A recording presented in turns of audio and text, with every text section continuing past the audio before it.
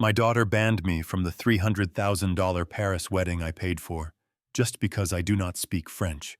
She emailed me saying your presence will embarrass me in front of my French in-laws. I decided to teach her a lesson she would never forget.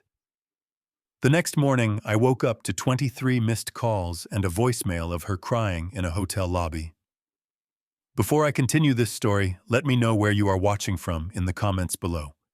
Hit like and subscribe if you have ever had to stand up to family who underestimated your worth.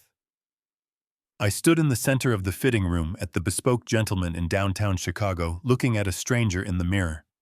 The man staring back at me was wearing a $5,000 tuxedo made of Italian silk. He looked distinguished. He looked like he belonged in a French castle. He did not look like Douglas Bennett, the man who spent 40 years hauling lumber and breathing in cement dust to build a supply empire from scratch. The tailor, a small man with a tape measure around his neck, adjusted my cufflinks and told me I looked like a movie star.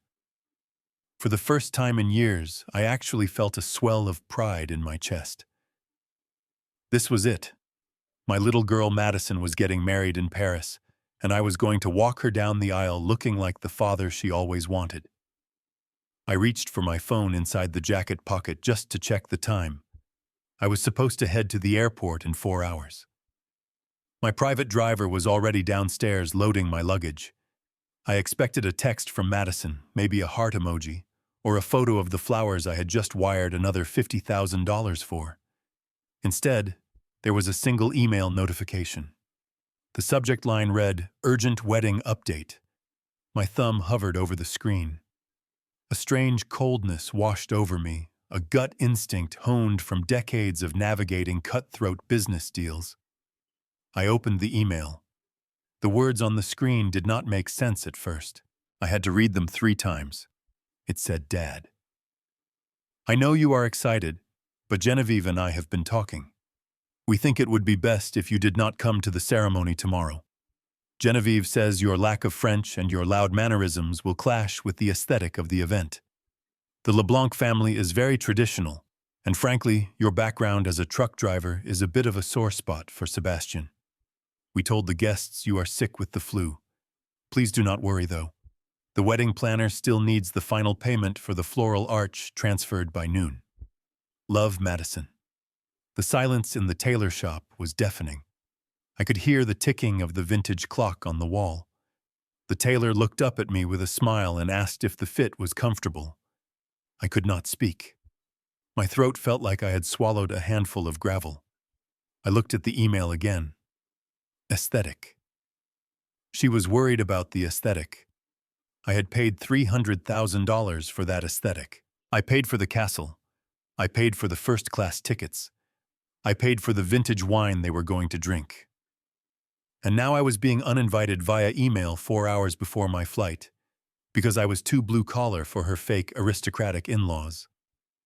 My hands started to shake. It was not sadness. It was a rage so hot and sudden it made me dizzy. I gripped the phone so hard I thought the screen might crack. I looked at the reflection in the mirror again. The $5,000 suit suddenly felt like a costume. I was a clown in a silk wrapper, and my daughter was the one laughing. The tailor stepped back, his smile fading as he saw the color drain from my face. He asked if I needed a glass of water. I took a deep breath, forcing the air into my lungs. "No," I said, my voice sounding like grinding metal. "I do not need water. I need my street clothes.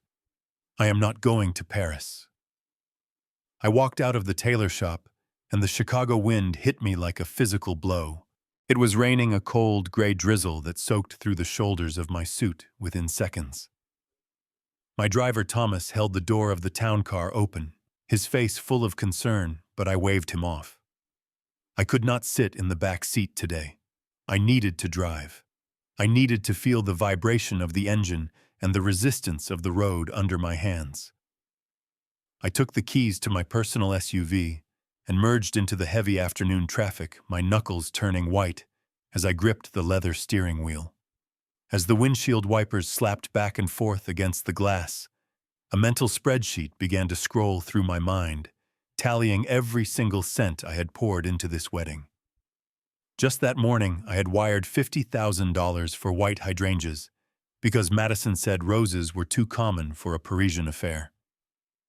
Last week, it was $20,000 for a string quartet that played exclusively Baroque music. I paid for the vintage champagne, the custom lace imported from Belgium, and the first-class tickets for her entire bridal party. I had signed checks until my hand cramped, believing that I was buying my daughter the fairy tale she deserved. Every red light I hit fueled the fire in my chest. I looked down at my hands on the steering wheel. They were broad and calloused, with a scar running down the thumb of my left hand from a table saw accident back in the 80s. These were the hands that Madison was so ashamed of. These were the hands that unloaded timber in freezing temperatures so she could have piano lessons. These were the hands that gripped a steering wheel for 18 hours a day on cross-country hauls so she could attend a private university. Now she was worried about her aesthetic. She worried about her French in-laws thinking less of her because her father had a loud laugh and did not know which fork to use for the salad. She did not worry about the 68-year-old man who sacrificed his health and his youth to build the pedestal she was standing on. The hypocrisy tasted like bile in my throat. I had spent a lifetime trying to give her everything I never had, and in the process, I had created a stranger who looked down on me from the height of my own wallet. I pulled up to the curb of the Millennium Tower. I knew this building well. I should because I wrote the check for the down payment on the penthouse 3 years ago. It was supposed to be a graduation gift, a safe haven for her to start her career. Now, as I looked up at the lighted windows on the 45th floor, it looked like a fortress built on my dime to keep me out. The doorman Eddie tipped his hat as I stormed through the lobby. "Good evening, Mr. Bennett," he said cheerfully. I did not stop. I did not smile. I pressed the elevator button with a force that nearly cracked the plastic. I was done being the silent financier. I was done being the embarrassingly generous father. The elevator doors slid shut, sealing me in a steel box, rising toward the sky, and for the first time in my life, I was not going up to hug my daughter. I was going up to war. The private elevator doors slid open with a soft chime that sounded absurdly polite, given the fury boiling in my veins. I did not bother knocking. It was my name on the deed, after all. I shoved the mahogany double doors open, and the noise of the party hit me like a physical wave. Jazz music was playing softly from the surround sound system, and the air smelled of imported truffles and expensive cologne. About 20 people were scattered across the open-concept living room I had paid a fortune to renovate last year. They were young, beautiful, and draped in designer fabrics that cost more than my first truck. The laughter died instantly. It started near the door and spread like a contagion, until the only sound left was the rain hammering against the floor-to-ceiling windows behind them. All eyes turned to me. I must have looked like a madman standing there dripping rainwater onto the Italian marble floor, my wet hair plastered to my forehead, and my fists clenched at my sides. I stood in the entryway creating a puddle on the rug, while the warmth of the room mocked the chill in my bones. Madison was the first to move. She was wearing a white silk cocktail dress holding a glass of vintage Dom Perignon, the same vintage I had ordered for the reception. She set it down on a glass table with a sharp click. Her face did not show relief or concern that her 68-year-old father was standing there looking wrecked. It twisted into a mask of pure annoyance. "Dad," she hissed, marching toward me but stopping a few feet away, as if my anger was contagious. "What are you doing here?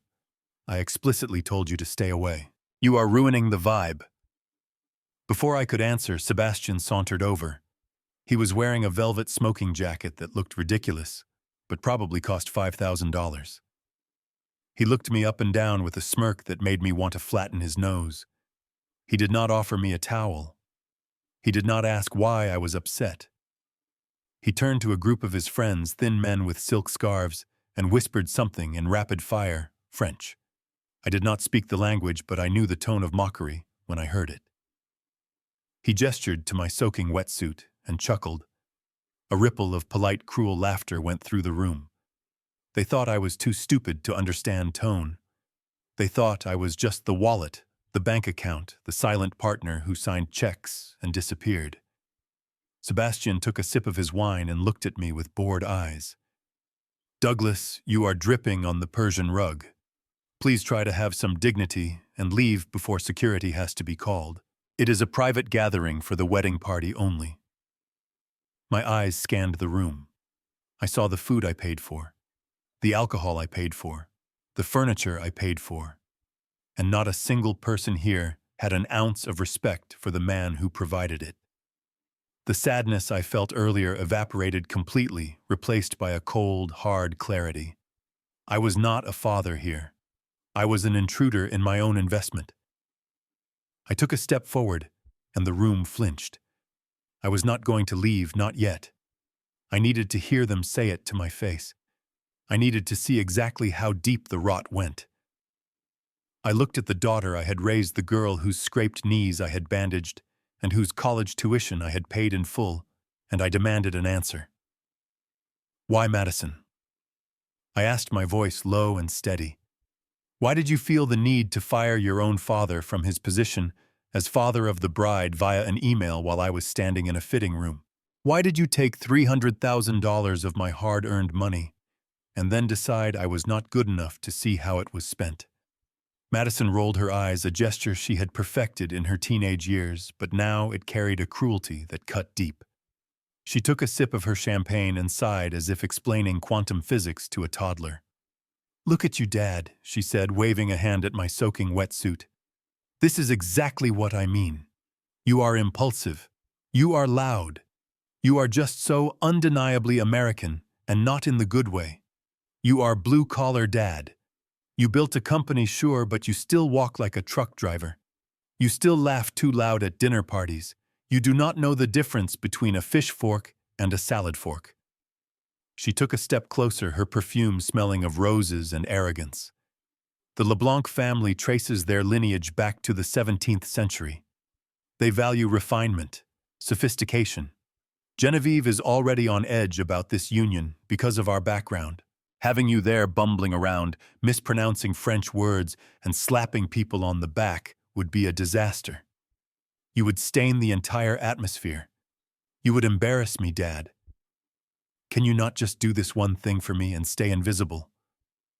I stood there, feeling the blood drain from my face. Stain the atmosphere. I was the one who paid for the atmosphere. I was the one who made sure she never had to work a day in her life so she could cultivate this fake persona of sophistication. Before I could respond, Sebastian stepped forward, placing a possessive hand on her shoulder. He looked at me with a pitying smile that made my fists itch. "Please do not take it personally, Doug," he said, pronouncing my name with a distinct lack of respect. "We are just thinking about the optics. This wedding is going to be in Vogue, France. We need everything to be picture perfect. Madison has worked very hard to curate her image. Having how do I say this? A rough around the edges element at the head table would distract from the elegance of the occasion. We are just trying to protect the brand." The brand. My daughter was not a person getting married, she was a brand being managed. And I was not her father, I was a liability. I looked around the room at their friends, who were pretending not to listen, but were hanging on every word. I realized then that they did not see a man. They saw a walking ATM that had finally malfunctioned. Madison looked at her phone, checking the time, completely dismissive of the heart she had just shattered. "Just tell everyone you have the flu," she said, turning back to her friends. "It is a believable lie.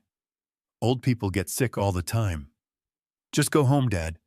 Send the wire transfer for the flowers and go home." Just as Madison was dismissing me like a servant, her phone chimed. A high-pitched ringtone that pierced the tension like a needle. She looked at the screen, and her face lit up instantly, transforming from the scowling, ungrateful daughter into a fawning sycophant. "It is Genevieve," she chirped. She tapped the green button and held the phone up, seemingly forgetting, or simply not caring, that her soaked and furious father was standing 3 feet away. The woman on the screen was sitting in what looked like a sunlit garden in Lyon.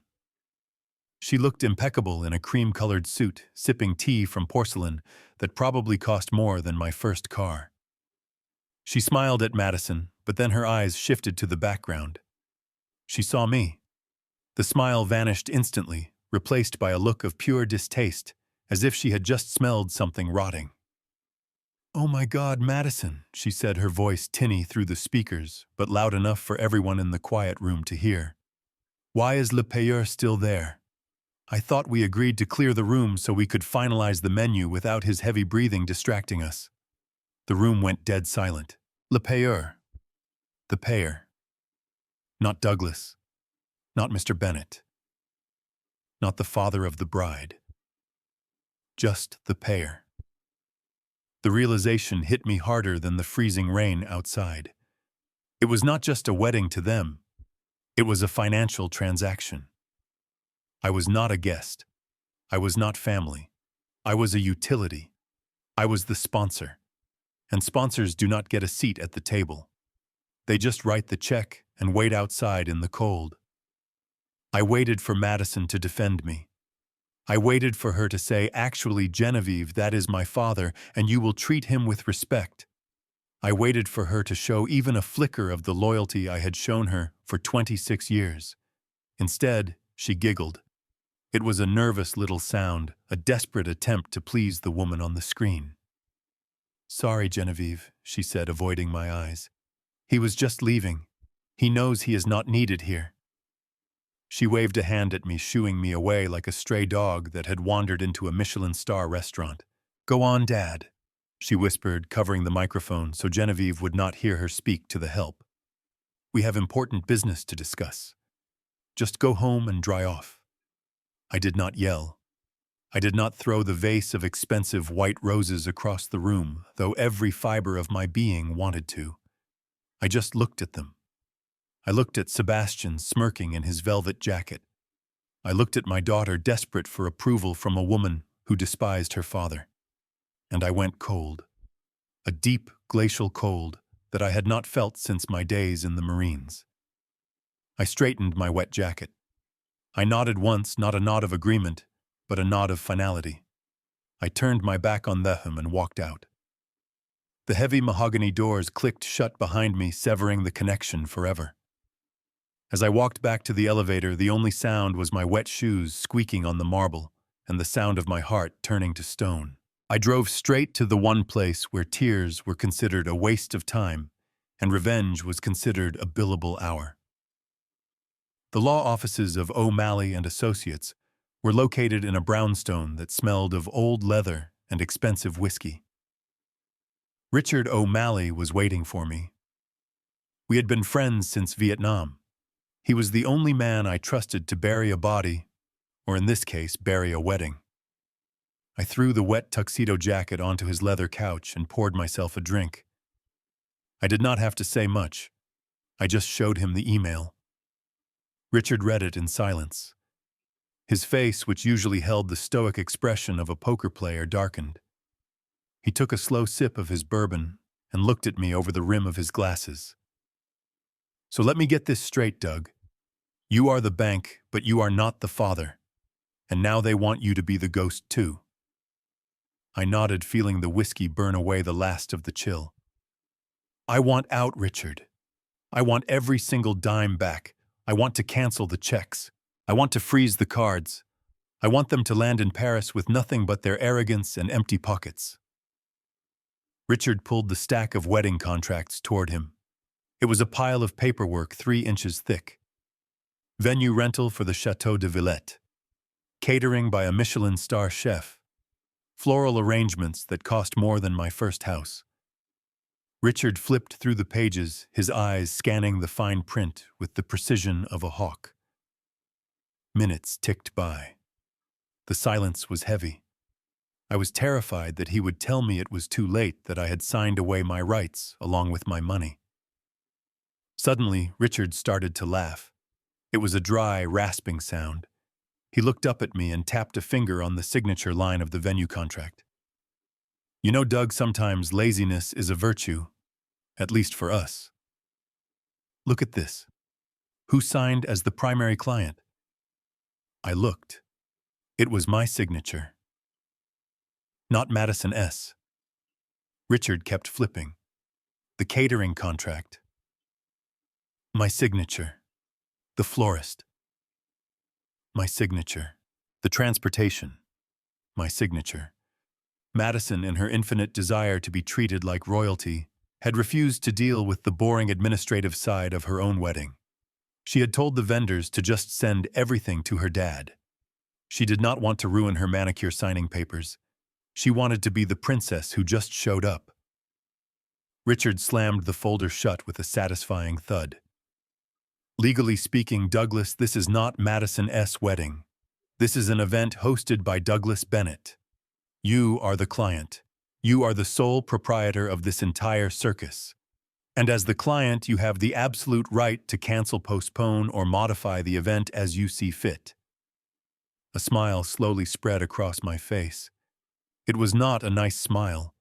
It was the smile of a wolf that had just realized the trap was open. She thinks she banned me from her wedding, I said, standing up. But she is wrong. She just banned herself from my event. Richard slid a matte black business card across the polished mahogany desk. The name on it was simply Miller. No logo, no address, just a number. Richard told me that if the LeBlanc family had so much as a library fine in Lyon from 30 years ago, Miller would find it by sunrise. I snatched the card up. My hands were steady now. The shaking had stopped the moment I realized I held the kill switch for this entire charade. I dialed the number immediately. It rang once. A voice that sounded like gravel in a cement mixer answered. I gave Miller the names. Sébastien Leblanc. Geneviève Leblanc. I gave him the address of the estate they claimed to own in the French countryside. I gave him the social security numbers or the French equivalent that Richard had pulled from the marriage license application. I told Miller I did not just want a background check.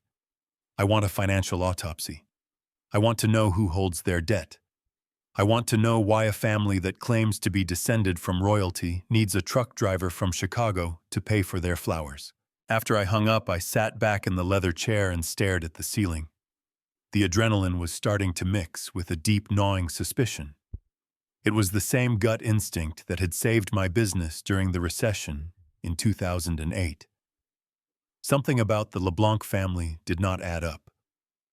Aristocracy usually comes with a certain pride, a desire to flaunt wealth, not just consume it. But the LeBlancs had not contributed a single euro. Not for the rehearsal dinner, not for the dress, not even for the postage on the invitations. They had treated my bank account like a bottomless pit while treating me like the hired help. My phone buzzed against the desk, breaking my train of thought. It was Madison. I looked at the screen, expecting perhaps a sliver of remorse. Maybe the rain had cooled her temper. Maybe she had realized that banning her own father was a step too far. But I was wrong. The text message was short and brutal. Dad, did you send the final $50,000 for the florist yet? The planner is asking for the confirmation code. Do not mess this up for me. I stared at the words. Do not mess this up. She had just humiliated me in front of 30 people. She had allowed her future mother-in-law to call me the payer, and yet she still expected the transaction to go through. She truly believed I was that weak. She believed her love was a commodity I was desperate enough to buy at any price. I typed a reply, my fingers moving with cold precision. I did not say no. Saying no would stop them. Saying no would keep them in Chicago where they were safe. I needed them in Paris. I needed them stranded across the ocean before I pulled the rug out. I typed simply. Bank security hold due to large transfer amount. Sorting it out with the manager now. Do not worry. Get on the plane. I will fix it by the time you land. I hit send. It was the first lie I had told my daughter in 20 years. and God help me, it felt good. It felt like justice. I showed the screen to Richard. He read it and poured us both another drink. "You are a cold son of a bitch, Doug," he said, raising his glass. I clinked my glass against his. "They made me this way, Richard. I am just giving the customers what they ordered." The email from Miller arrived with a single ping that sounded loud in the quiet office. Richard leaned forward, his leather chair creaking under the weight of the tension in the room. I clicked the attachment. It was a PDF file simply titled LeBlanc Preliminary. I expected a few red flags, maybe a missed credit card payment or an exaggerated job title. What I saw made the blood freeze in my veins. The first page was a summary of the LeBlanc family assets, or rather, the complete lack of them. The ancestral estate in Lyon that Genevieve bragged about incessantly, the one she claimed had been in her family since the French Revolution, did not belong to them. It never had. The address listed on their official documents led to a rented townhouse in a middle-class suburb of Lyon, and even that rental was currently 2 months behind on payments. The Grand Château de Villette, where my daughter was getting married tomorrow, was not a family property being opened up for a celebration. It was a commercial venue available to anyone with a credit card. My credit card, specifically. I scrolled down. The LeBlanc family business, which Sebastian claimed was a boutique investment firm dealing in high-end art, was actually a shell company with 0 employees and a tax lien from the French government for unpaid back taxes totaling over 200,000 euros. They were not aristocrats. They were not royalty. They were broke. They were drowning in debt and looking for a lifeline. Richard let out a low whistle as he read over my shoulder. "Jesus, Doug," he whispered. "They are not just snobs. They are grifters." I stared at the photo of Genevieve attached to the file. In the picture, she was wearing the same haughty expression she had worn on the FaceTime call when she called me the payer. The irony was so thick I could taste it. She had looked down her nose at me for being a truck driver, for working with my hands, for building wealth from nothing. Meanwhile, she was living a lie wrapped in silk and deception. She called me the payer because that is exactly what I was to them. I was the bailout package. I was the winning lottery ticket that would clear their debts and keep their charade going for another few years. My daughter was not marrying into nobility. She was marrying into bankruptcy. And she had banned me, the only person who actually had the means to protect her, because she was ashamed of the source of the money that was about to save her in-laws from financial ruin. The rage I felt earlier shifted. It stopped being hot and volatile.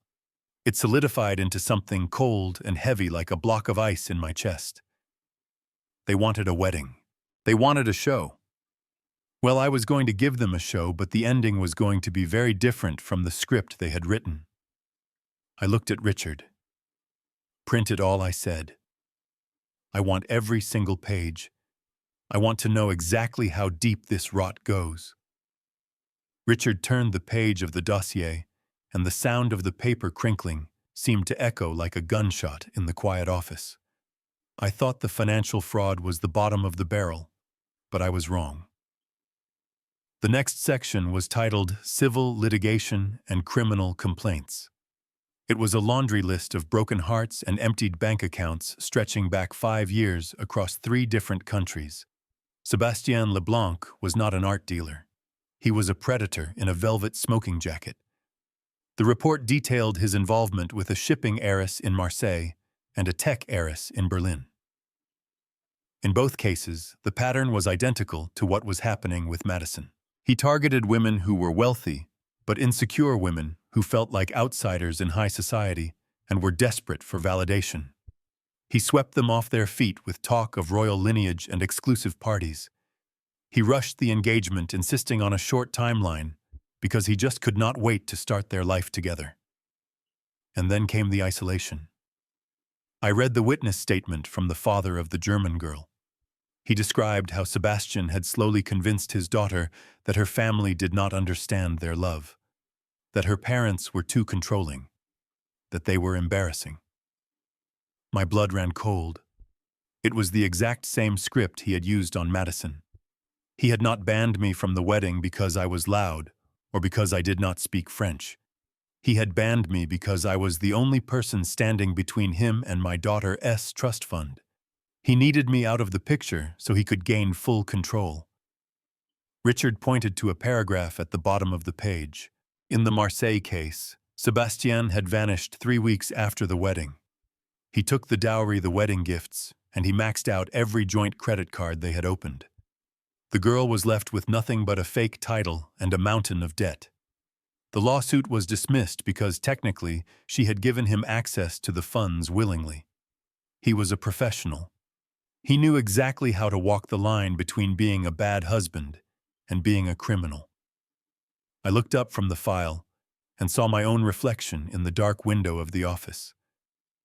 I looked sick. My daughter thinks she is living a fairy tale, but she is actually walking into a slaughterhouse.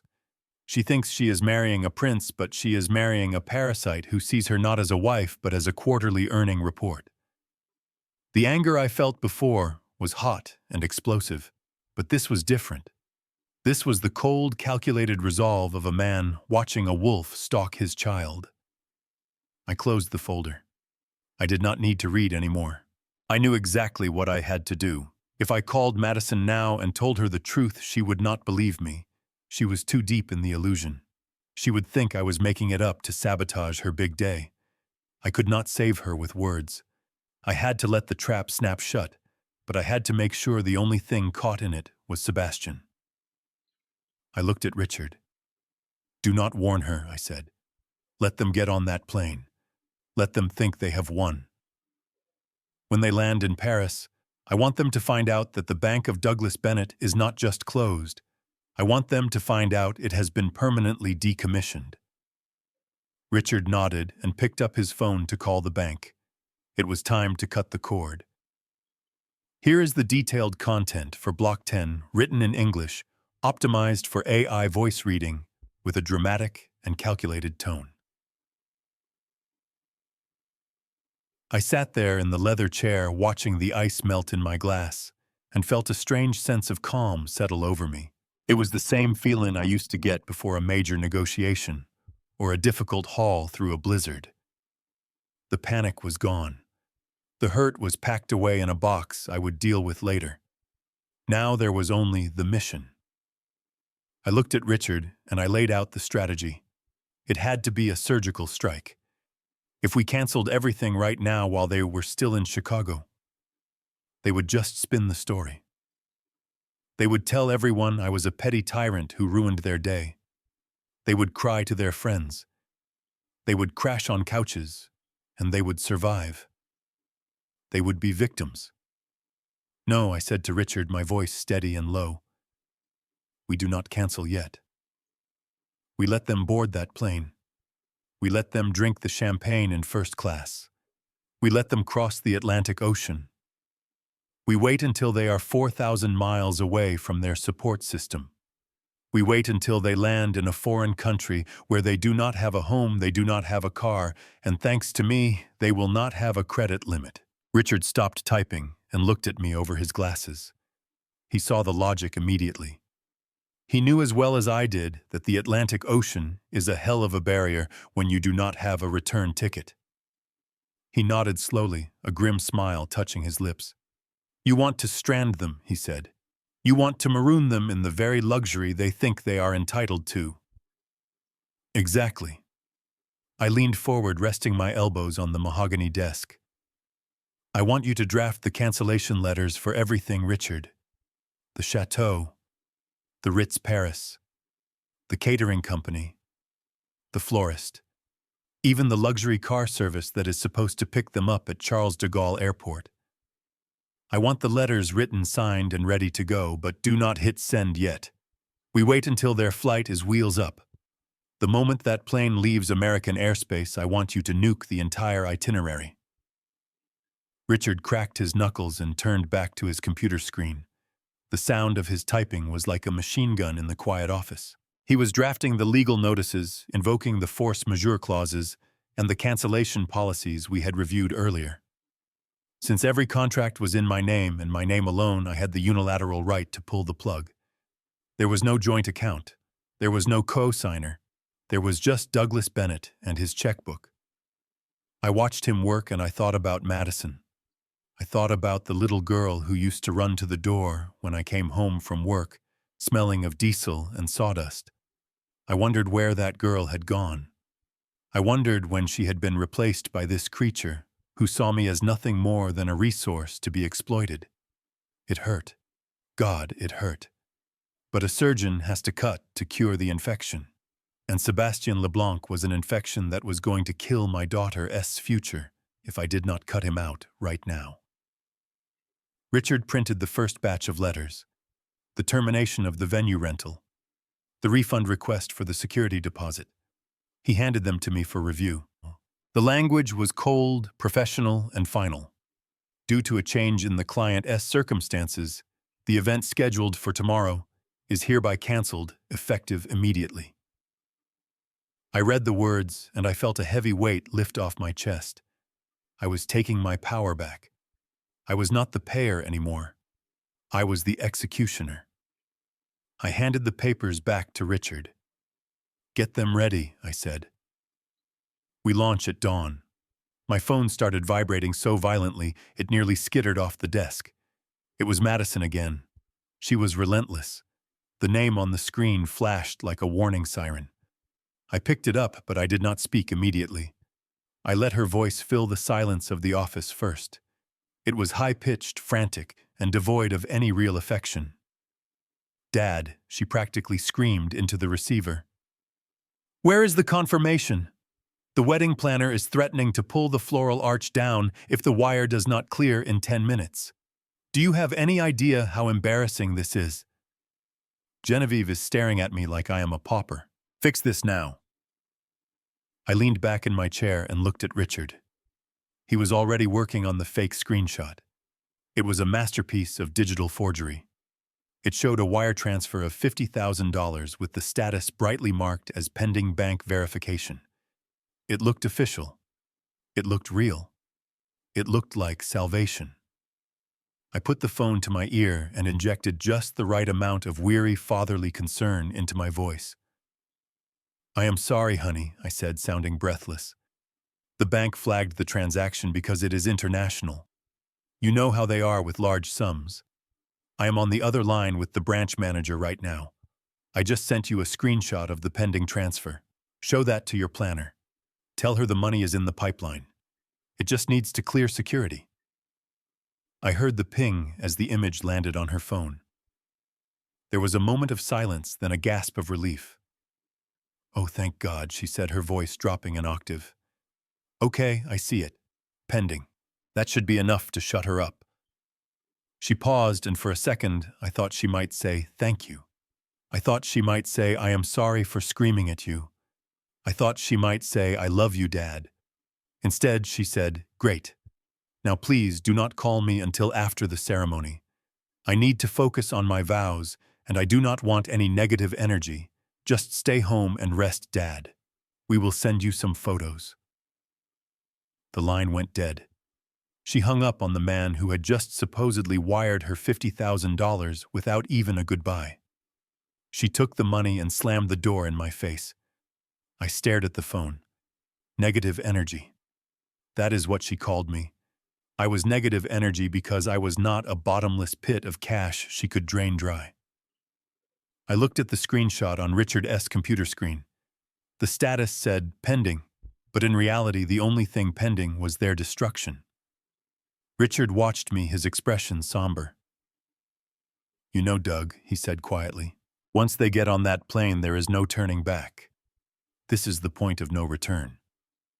I stood up and walked to the window, looking out at the Chicago skyline. The rain had stopped, but the sky was still gray and heavy. I thought about the little girl I used to carry on my shoulders. I thought about the woman who had just told me to stay home and rot. "Let them fly," I said, my voice cold as the glass I was touching. "Let them fly all the way to Paris. Let them taste the champagne. Let them feel like royalty for 8 hours.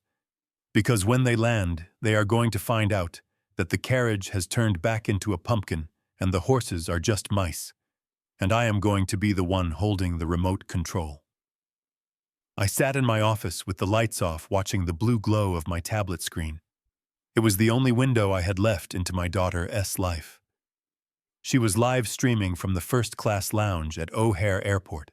She held the camera high, capturing the perfect angle of her diamond earrings and the flute of champagne in her manicured hand. Her voice was bubbly and fake, the same voice she used when she wanted me to buy her a new car. Finally escaping the toxicity, she told her 3,000 followers, pouting her lips. Paris awaits. I cannot wait to be surrounded by people who actually understand culture and refinement. Goodbye, Chicago.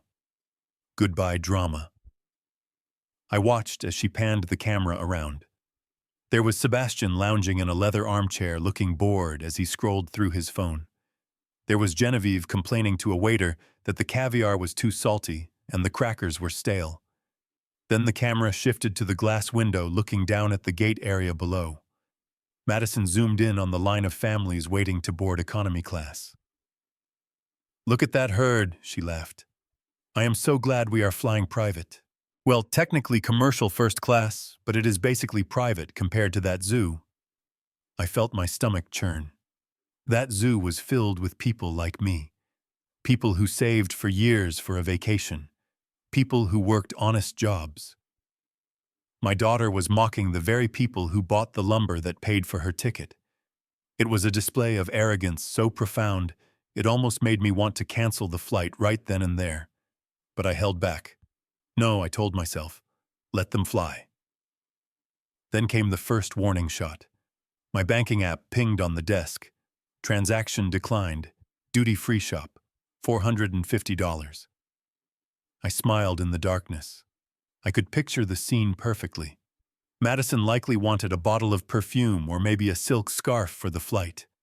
She would have walked up to the counter brimming with confidence, tossing the heavy platinum card onto the glass surface. The cashier would have swiped it. Then silence. Then the awkward, polite apology. "I am sorry, miss, the card has been declined." I knew exactly what Madison was doing in that moment. She was not panicking. She was not scared. She was annoyed. She was probably rolling her eyes, sighing loudly, and telling the cashier that her father was such a scatterbrain. "Oh, my dad probably forgot to put the travel notice on the account," she would say, laughing it off. "He is getting old, you know. I will just have him fix it when we land." She walked out of that shop empty-handed, but her ego was still intact. She believed the money was hers by birthright. She believed the well would never run dry. She boarded the plane, turning left into the luxury cabin, settling into the seat that cost more than my first year of wages. She buckled her seatbelt and posted one last photo of the clouds. The caption read, "To the moon and back." I closed the laptop. "Enjoy the flight." "Madison," I whispered to the empty room. "Because when those wheels touch the ground in France, the ride is over." You think it was a glitch at the duty-free shop. But it wasn't a glitch. It was the sound of the door locking behind you. Here is the detailed content for Block 13 written in English, optimized for AI voice reading, with a dramatic tone. The wheels of the massive jet touched down at Charles de Gaulle Airport, with a screech of rubber that sounded like victory to the people inside the first-class cabin. Madison was the first one off the plane. She marched down the jet bridge wearing sunglasses indoors, looking like she owned the entire country of France. Her phone was already out, recording every step. She posted a video of the gray Parisian sky with the caption, "Finally home." It was laughable considering she was born in a hospital in downtown Chicago, and the closest she had ever been to French royalty was buying a croissant at a coffee shop in the Loop. But in her mind, she was already the lady of the manor. They reached the arrivals hall, expecting to see a driver holding a gold placard with the Bennett name. I had booked the most expensive car service in the city, a sleek black Mercedes Maybach, to whisk them to the hotel. But of course, that car was currently sitting in a garage on the other side of Paris, because I had canceled the reservation 2 hours ago. Madison spun around in a circle, her Louis Vuitton luggage clicking against the floor. "Where is he?" she snapped, taking off her glasses. "Dad said the driver would be waiting right here. This is incompetent. I cannot believe he messed up the very first thing on the itinerary." Sebastian smoothed his velvet jacket and stepped forward. He saw a chance to play the hero to prove that he did not need the old man's help for everything. "Do not worry, my love," he said, his voice dripping with false confidence. "American service is always so unreliable. I will handle this." He walked over to a limousine kiosk near the exit. He slapped his credit card on the counter. It was a card with a limit of maybe 2,000 euros, max. A card he had likely maxed out and paid off just enough to keep active. He ordered the most expensive stretch limo available. The attendant swiped the card. There was a pause, a long agonizing pause where the machine hummed and blinked. Sebastian tapped his foot nervously. If this declined, he would be humiliated right here in his home country. Then the machine beeped. Approved. He let out a breath he did not know he was holding. He smirked at Madison. "See," he said. "No problem. I have taken care of it." He did not know that this ride would consume nearly all of his remaining available credit, leaving him with nothing but pocket change for the rest of the trip. They walked out to the curb where the air smelled of diesel and expensive perfume. Genevieve LeBlanc was waiting for them, standing by a concrete pillar, like a statue of judgment. She did not look like a mother waiting for her son. She looked like a critic waiting to review a play she was determined to hate. She offered Sebastian a stiff kiss on each cheek and barely acknowledged my daughter. She did not hug Madison. She simply inspected her dress for wrinkles. Then she looked around, scanning the crowd behind them. "And where is the loud one?" she asked, her voice cutting through the noise of the airport traffic. "Where is the man with the checkbook? I do not see him." Madison laughed nervously, trying to smooth over the tension. "Oh, Dad stayed home, Genevieve. He came down with a terrible flu at the last minute. He sends his regrets." Genevieve let out a sigh of relief that was audible even over the roar of a passing bus.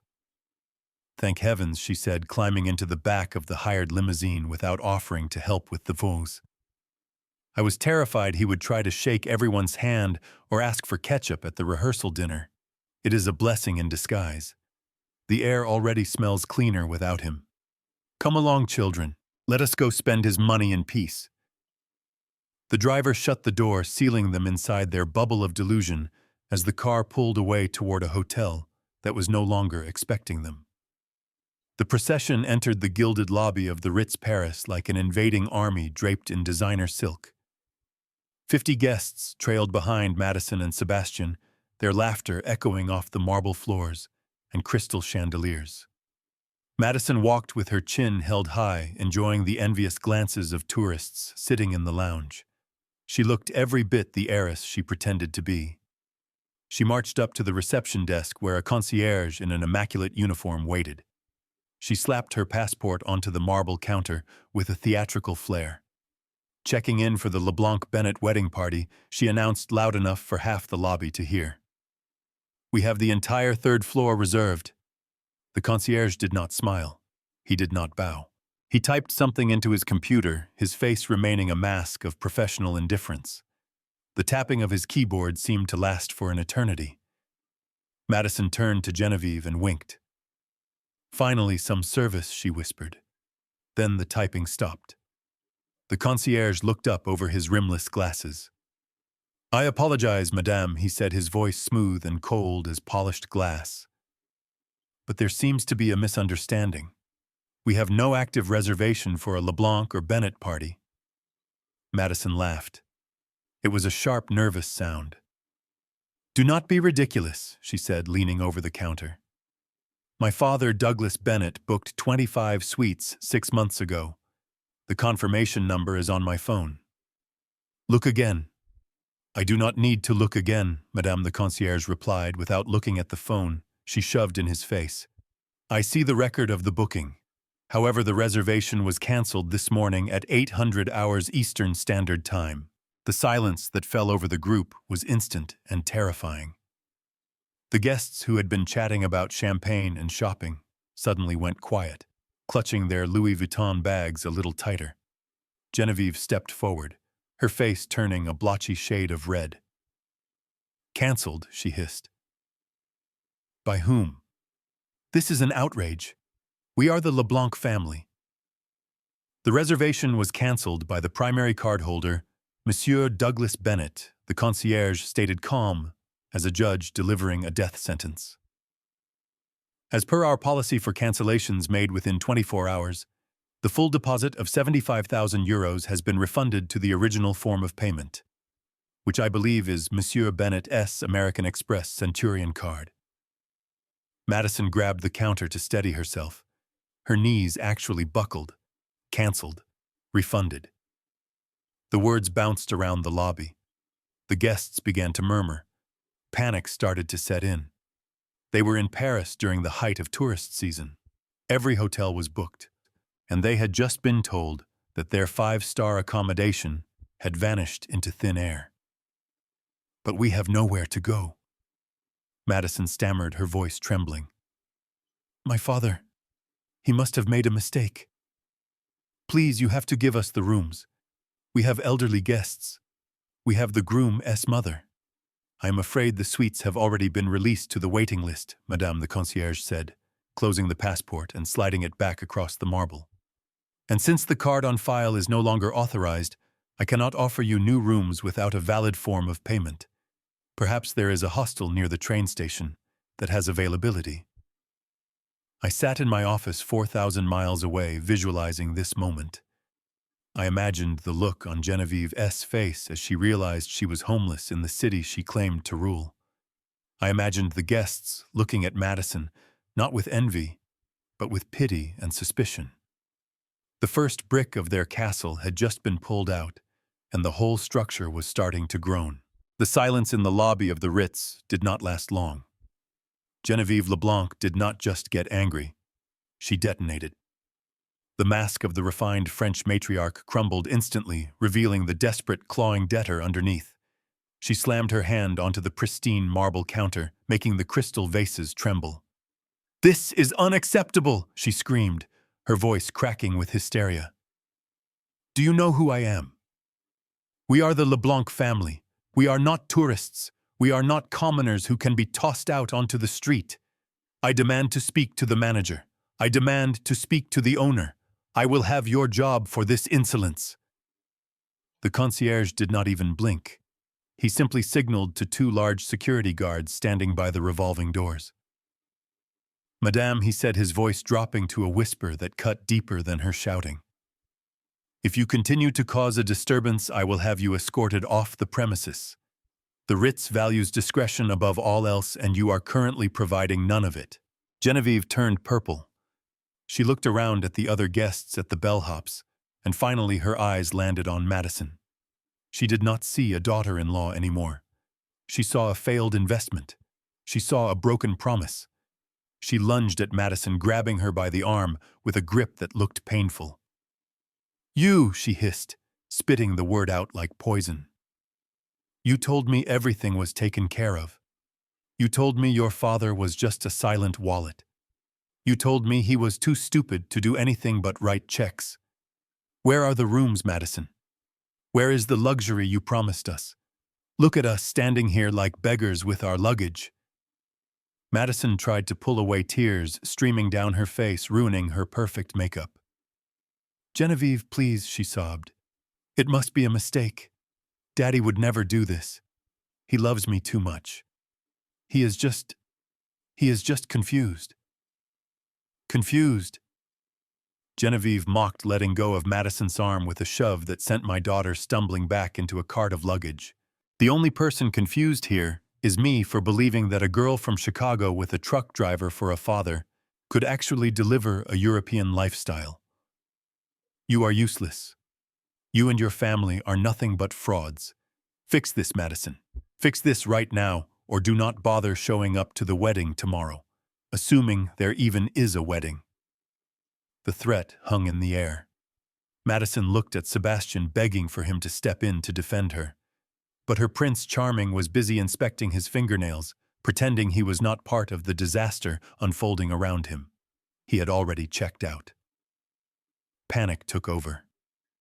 Madison's hands shook violently as she dug her phone out of her clutch. She dialed my number. I was sitting in my study back in Chicago watching the rain clear up. I saw her face flash on the screen. It was not the face of the arrogant girl in the airport lounge. It was the face of a child who had touched a hot stove and finally realized that fire burns. I let it ring 3 times just to let the fear settle in before I swiped the green button to answer. "Hello, Madison," I said, my voice calm and cheerful. "How is Paris?" The water of Lake Michigan was a sheet of glass reflecting the steel-gray sky above. I sat in my small fishing boat a few miles off the coast, the only sound the gentle lap of waves against the aluminum hull and the rhythmic whir of my reel. It was peaceful. It was the kind of silence I had not experienced in months, occupied as I was with reviewing floral arrangements and debating the merits of silk versus satin napkins. I took a deep breath of the cool air, which smelled of fresh water and impending autumn. Then the silence was shattered. My phone sitting on the tackle box began to vibrate violently. The screen lit up with Madison's name. I stared at it for a long moment. I did not rush to answer. I baited my hook, checking the worm with slow, deliberate movements. I let her wait. I let the ringtone echo across the empty water, knowing that every second of delay was increasing her heart rate and her desperation. Finally, on the last ring, I picked up. I did not say hello. I just held the phone to my ear and listened. "Dad." "Thank God you answered." Madison screamed, her voice distorted by bad reception and pure panic. "You have to help us. There has been a terrible mistake. The Ritz just kicked us out. They said you canceled the rooms. They said you took the money back. Genevieve is screaming at the manager. Sebastian is hyperventilating. You need to call them right now and fix this. Tell them it is a computer error. Give them your card number again." "Dad, are you listening to me?" I watched a seagull dive into the water in the distance. I spoke slowly, my voice calm and steady, completely at odds with her hysteria. "I am listening, Madison. And there is no mistake. I canceled the rooms." There was a silence on the other end, so profound I could almost hear the gears turning in her head as she tried to process what I had just said. You what?" "I canceled the rooms," I repeated, "and the venue, and the catering, and the flowers." "But," why, she stammered. "Why would you do that?" "It is my wedding day tomorrow." "Because you uninvited me," I said simply. "You sent me an email telling me that my presence would be an embarrassment. You said I was too loud. You said I was too blue-collar. You said I would ruin the aesthetic of your perfect royal wedding. But Dad, that was just... We just meant physically," she cried. "We did not mean the money. We need the money. You promised." "That is where you are confused, Madison," I said, reeling in my line a little. "You see, my money is not separate from me. My money comes from the sweat on my brow. It comes from the calluses on my hands. It comes from the loud, unrefined voice that shouted orders at construction sites for 40 years. If I am too embarrassing to be seen at your wedding, then my money is too embarrassing to pay for it. You cannot have the fruit if you are ashamed of the tree." "Dad, please stop this," she sobbed. "We have nowhere to go. We are on the street. Genevieve is going to kill me.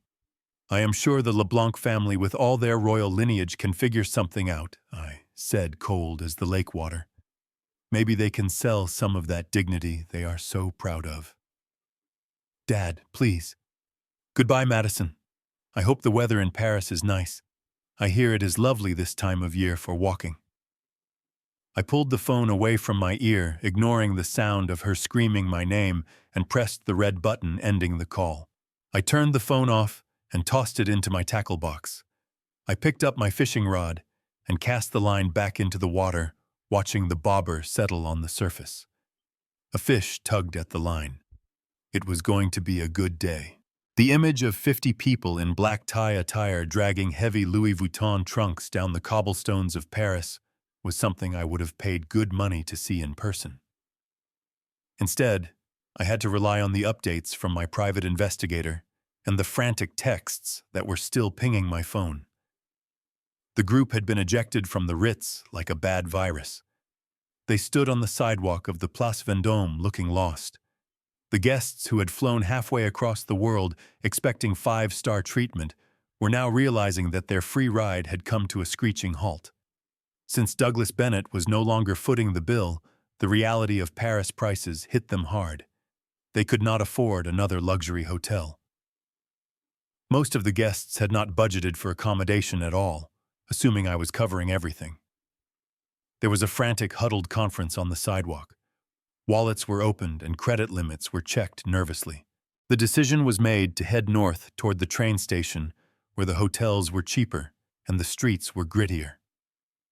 They ended up at a place called the Hotel Terminus. It was a fitting name because it was exactly where their dignity went to die. The lobby smelled of stale tobacco and industrial cleaner. The carpets were sticky. The receptionist did not wear a uniform and barely looked up from his magazine as the bridal party piled in, filling the small space with the scent of expensive perfume that seemed totally out of place. I can only imagine the look on Genevieve LeBlanc's face as she was handed a physical metal key instead of an electronic card. She had to pay for her own room with a debit card, her hand shaking with rage. The guests were grumbling openly now. I heard from a mutual friend later that the bride's aunt was loudly asking why they had traveled 4,000 miles to stay in a dump that did not even have air conditioning. Up in the cramped room that Madison and Sebastian had to share, the mood was apocalyptic. Madison sat on the edge of the bed, avoiding the questionable stain on the comforter, crying softly. Her dress was wrinkled. Her dream was fraying at the edges. This was the moment where the truth should have come out. This was the moment where they should have realized it was all over. But Sebastian LeBlanc was a con artist, and con artists survive on hope. He knelt in front of Madison and took her hands. "Listen to me," he said, his voice smooth and reassuring. "This is just a hiccup. Your father is a petty old man who wants to scare us. He canceled the hotel to hurt us, but he cannot touch the wedding." He looked around at Genevieve, who was standing by the window looking like she wanted to jump. "The Château de Villette is a separate contract," Sebastian lied. He did not know it was a lie, he just needed it to be true. "The wedding venue is paid for. The catering is paid for. Tomorrow morning we will leave this place. We will go to the chateau, and we will have the wedding of the century. And think about the envelopes, Madison. The guests will bring gifts. Cash gifts. We will have tens of thousands of dollars by tomorrow night. We will use that money to check into the Four Seasons." It was a delusion, a beautiful, desperate delusion. They clung to it like a life raft. They truly believed that I had only pulled one brick out of the wall. They did not understand that I had leveled the foundation. They went to sleep in that cheap hotel, holding on to the fantasy that the nightmare would end at sunrise. They did not know that the sun was going to rise on an empty castle and a locked gate. The morning of the wedding arrived with a cruel kind of beauty. The sun was shining over the French countryside, illuminating the rolling hills and the limestone walls of the Château de Villette. It was the perfect backdrop for a fairy tale. But the princess was arriving in a caravan of dusty Uber vans instead of a horse-drawn carriage. Madison had spent hours in the cramped bathroom of the Hotel Terminus trying to salvage her appearance. She put on the custom Vera Wang gown I had paid $20,000 for. She pinned the diamond veil into her hair. She refused to let the reality of the previous night tarnish the fantasy of the morning. She convinced herself that once she arrived at the castle, everything would be fixed. "My father is dramatic," she told the bridesmaids, "but he would not ruin my wedding day. He probably called the venue this morning and apologized. They pulled up to the main entrance. The chateau was breathtaking. The fountains were spraying mist into the air. The gardens were manicured to perfection. But there was one detail that shattered the illusion instantly. The massive iron gates, which should have been thrown wide open to welcome the guests, were chained shut. There was no valet parking attendant. There was no string quartet playing Vivaldi on the lawn. There was only silence and a single security guard sitting in a small booth reading a newspaper. Genevieve LeBlanc was the first to storm the gates. She rattled the iron bars like a prisoner. "Open up," she shrieked. "We are the wedding party. The staff is late. This is incompetent." The guard set down his paper. He did not look intimidated. He walked slowly to the gate, not to open it, but to hand a single envelope through the bars.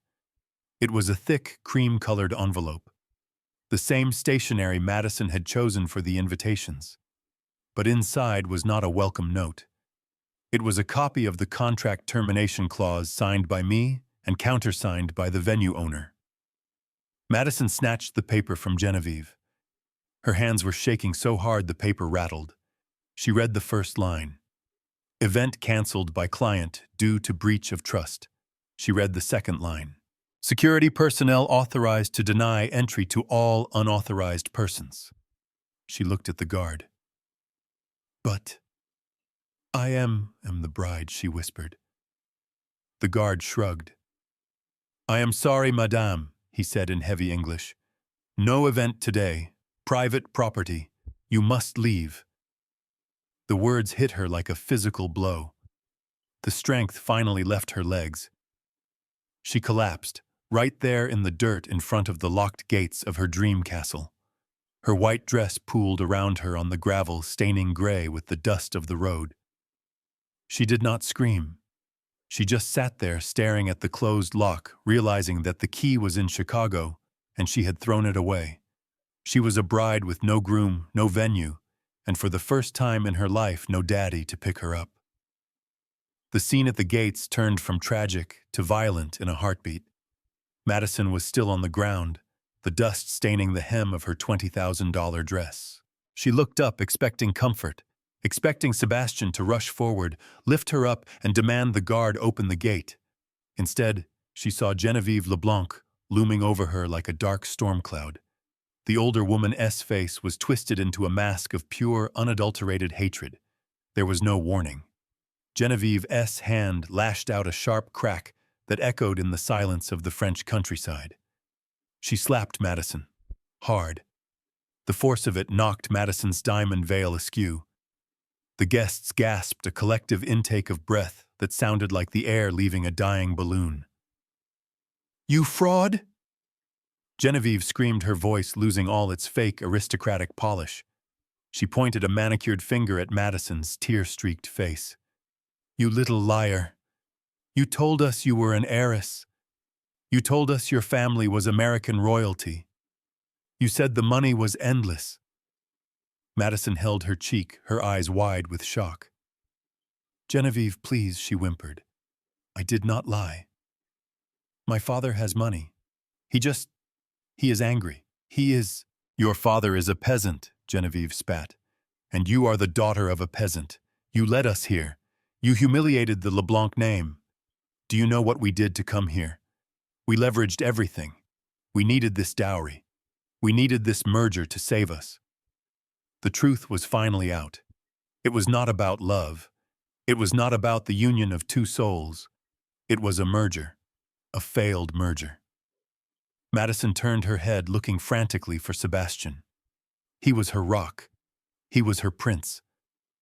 "Sebastian," she choked out, reaching a hand toward him. "Help me. Tell her to stop." Sebastian LeBlanc, the man who had whispered poetry to her under the moonlight, the man she had defied her father for, did not move. He stood a few feet away, brushing a speck of dust from his velvet lapel. He looked at Madison not with love, but with the cold, calculating eyes of a gambler who realizes he backed the wrong horse.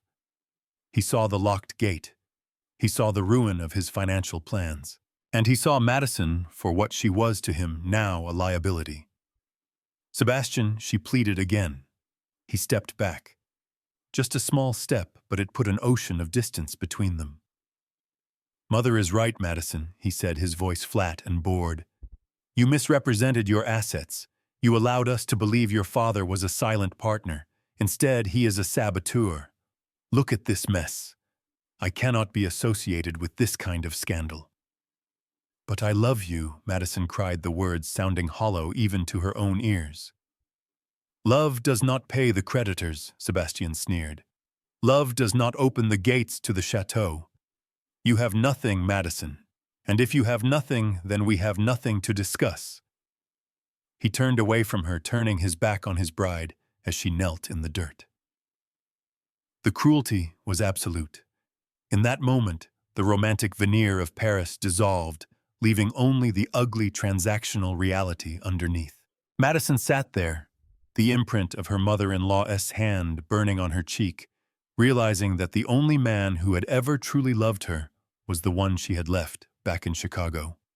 Genevieve LeBlanc did not waste another second on sentimentality. She smoothed her skirt and looked at the driver of the lead van, the one they had hired to transport the groom's family. Start the engine, she commanded, her voice clipping the air like a guillotine. We are returning to Paris immediately. I need to call my lawyer and see if we can sue this American family for emotional distress. Sebastian hesitated for a fraction of a second. He looked at Madison shivering in the dirt, the woman he was supposed to marry in less than an hour. He looked at the tears cutting tracks through her foundation. For a moment, I wonder if he felt a pang of guilt. But then he looked at his mother, who was already climbing into the van, and his survival instinct kicked in. He stepped over the train of Madison's $20,000 dress, as if it were a piece of trash on the sidewalk. He did not say goodbye. He simply got in the van and slammed the sliding door shut. Wait, Madison screamed, scrambling to her feet, her heels slipping on the loose gravel. Sebastian, wait! You cannot leave me here! How do I get back? The engine roared to life. The driver, who clearly just wanted to get paid and go home, put the van in gear. Madison ran forward, grabbing the handle of the door, but it was locked. She banged on the glass. Through the tinted window, she could see Sebastian putting on his sunglasses, staring straight ahead, refusing to acknowledge the woman banging on the glass. The van peeled away, kicking up a cloud of dust that coated Madison's white dress in a layer of gray silt. The other guests, the friends and distant relatives who had come for the free food and open bar, saw the writing on the wall. They looked at Madison standing there, hysterical and abandoned, and they made a calculation. There was no wedding. There was no reception. There was only a stranded bride and a long walk to the train station. One by one, they climbed into the remaining taxis and Ubers. A few muttered awkward apologies. Sorry, Madison, one bridesmaid mumbled, clutching her bouquet. We have to catch our flight tomorrow. Good luck. Within 5 minutes, the driveway of the Château de Villette was empty. The silence was absolute. Madison stood alone in the middle of the French countryside, surrounded by miles of vineyards and locked gates. She was wearing a dress that weighed 30 pounds, and she had never felt lighter or more insignificant in her life. She reached for her phone, her hands shaking so badly she dropped it twice. She opened her ride-sharing app. She needed a car. Any car. She typed in the address of the airport. The price was high, €200, but she didn't care. She hit request. Processing, the screen said. Then a red banner flashed across the top. Payment declined. Please update your payment method. She tried again. She tried the Visa. Declined. She tried the American Express. Declined. She tried the emergency debit card I gave her when she was 18. Card frozen, contact issuer. She stood there staring at the screen as the battery icon turned red. 10% remaining. She was 20 miles from Paris. She had no cash because she thought cash was for poor people. She had no water. She had no husband. And for the first time in 26 years, she realized that without Douglas Bennett, she was not a princess. She was just a girl in a costume stranded on the side of the road. It took Madison 40 minutes to walk in her heels to the nearest village. She looked like a ghost, dragging the ruined train of her Vera Wang gown through the mud. Her feet were bleeding inside her satin shoes. She found a small bistro with a sign that said free Wi-Fi in the window. She burst in, scaring an elderly couple eating croissants. She did not have money for a coffee, so she frantically offered the waiter one of her diamond earrings, just for the Wi-Fi password. It was a fake diamond anyway, a cubic zirconia she bought to match the dress, but the waiter did not know that. He gave her the code, looking at her with a mix of pity and fear, as if she were a lunatic escaped from an asylum. She collapsed into a chair in the corner, shivering violently. She did not call the police. She did not call the American embassy. She did what her generation taught her to do when faced with a crisis. She went to the court of public opinion. She opened Instagram. Her battery was at 4%. She had one shot to destroy me before her phone died. She propped the phone up against a glass sugar dispenser. She ran her hands through her hair, messing it up even more, to ensure she looked sufficiently tragic. She took a deep breath, summoning the tears. Then she hit the button, live. "Hey guys," she whispered, her voice breaking perfectly on cue. "I do not know if I am going to make it home. I am currently stranded in the middle of nowhere in France. My wedding is cancelled." She paused for effect, watching the viewer count tick up. Hundreds of people joined within seconds. People love a train wreck, and my daughter was giving them a front row seat. "My own father did this to me," she sobbed, letting the mascara run down her cheeks. "Douglas Bennett, the man who claims to love me. He cut me off. He canceled the venue while I was standing at the gate. He froze my bank cards. He left his only daughter to die on the side of the road in a foreign country just because I wanted to marry for love."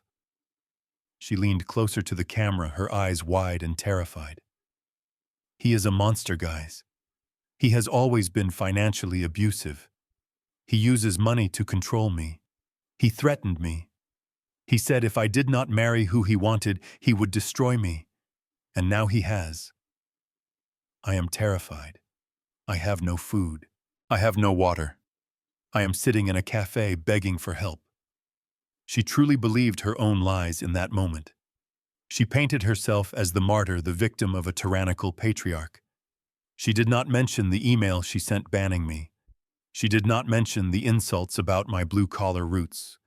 She just played the victim card with the desperation of a gambler playing their last chip. She thought the internet would rise up.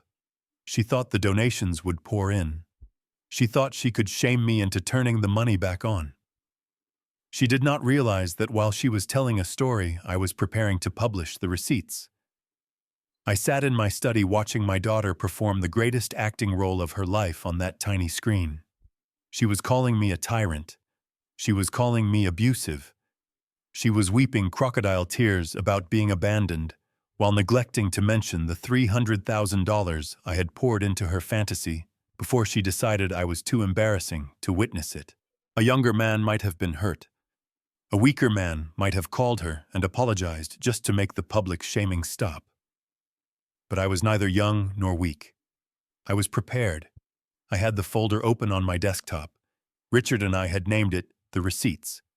It contained every email, every invoice, and every text message from the last 6 months. Madison thought she was controlling the narrative because she was crying on camera. She forgot that in the court of public opinion, nothing speaks louder than a screenshot. I waited until her viewership peaked. I waited until the comments were filled with people calling for my head on a platter. Then I logged into my own social media accounts. I did not write a long emotional rant. I did not call her names. I simply wrote a single caption. There are 2 sides to every story. Here is mine. I hit upload. The first image was the email, the smoking gun. I highlighted the section where she wrote, "Your presence will embarrass me in front of my French in-laws." I highlighted the part where she asked for the money but told me to stay hidden. It was cold, hard proof that I had not abandoned her. She had discarded me. The second image was a collage of wire transfer confirmations. 50,000 for flowers, 75,000 for the venue, 20,000 for the dress. The total sum was circled in red. It showed the world that the man she accused of financial abuse had actually been bankrolling her entire existence up until the moment she spat in his face. But the final document was the one that would truly destroy her narrative. It was the summary of the Miller report. I redacted the sensitive personal data, but I left the financial facts bare. I exposed the LeBlanc family for what they were. I posted the records of their bankruptcy. I posted the liens on their business. I posted the evidence that Sebastien LeBlanc was not a wealthy aristocrat, but a serial con artist who was marrying my daughter to pay off his gambling debts. I tagged Madison in the post. I tagged the wedding hashtags she had been using for months. I even tagged the gossip blogs that had started to pick up her live stream. I sat back and took a sip of my coffee. "The truth is, a lion," I whispered to the empty room. "You do not have to defend it. You just have to let it loose." The effect was instantaneous. On Madison Sass' screen, I saw the comments change. They stopped offering sympathy and started asking questions. "Why did you uninvite him, Madison? Is it true your fiancé is broke? Did you really take 300 grand and then ban your dad?" Madison stopped crying. She squinted at the screen, reading the sudden shift in the tide. Her face went pale, not with sadness, but with the terrified realization that her victim card had just been declined. She looked at the camera, stammering, trying to delete the comments, but they were coming too fast. I had not just defended myself.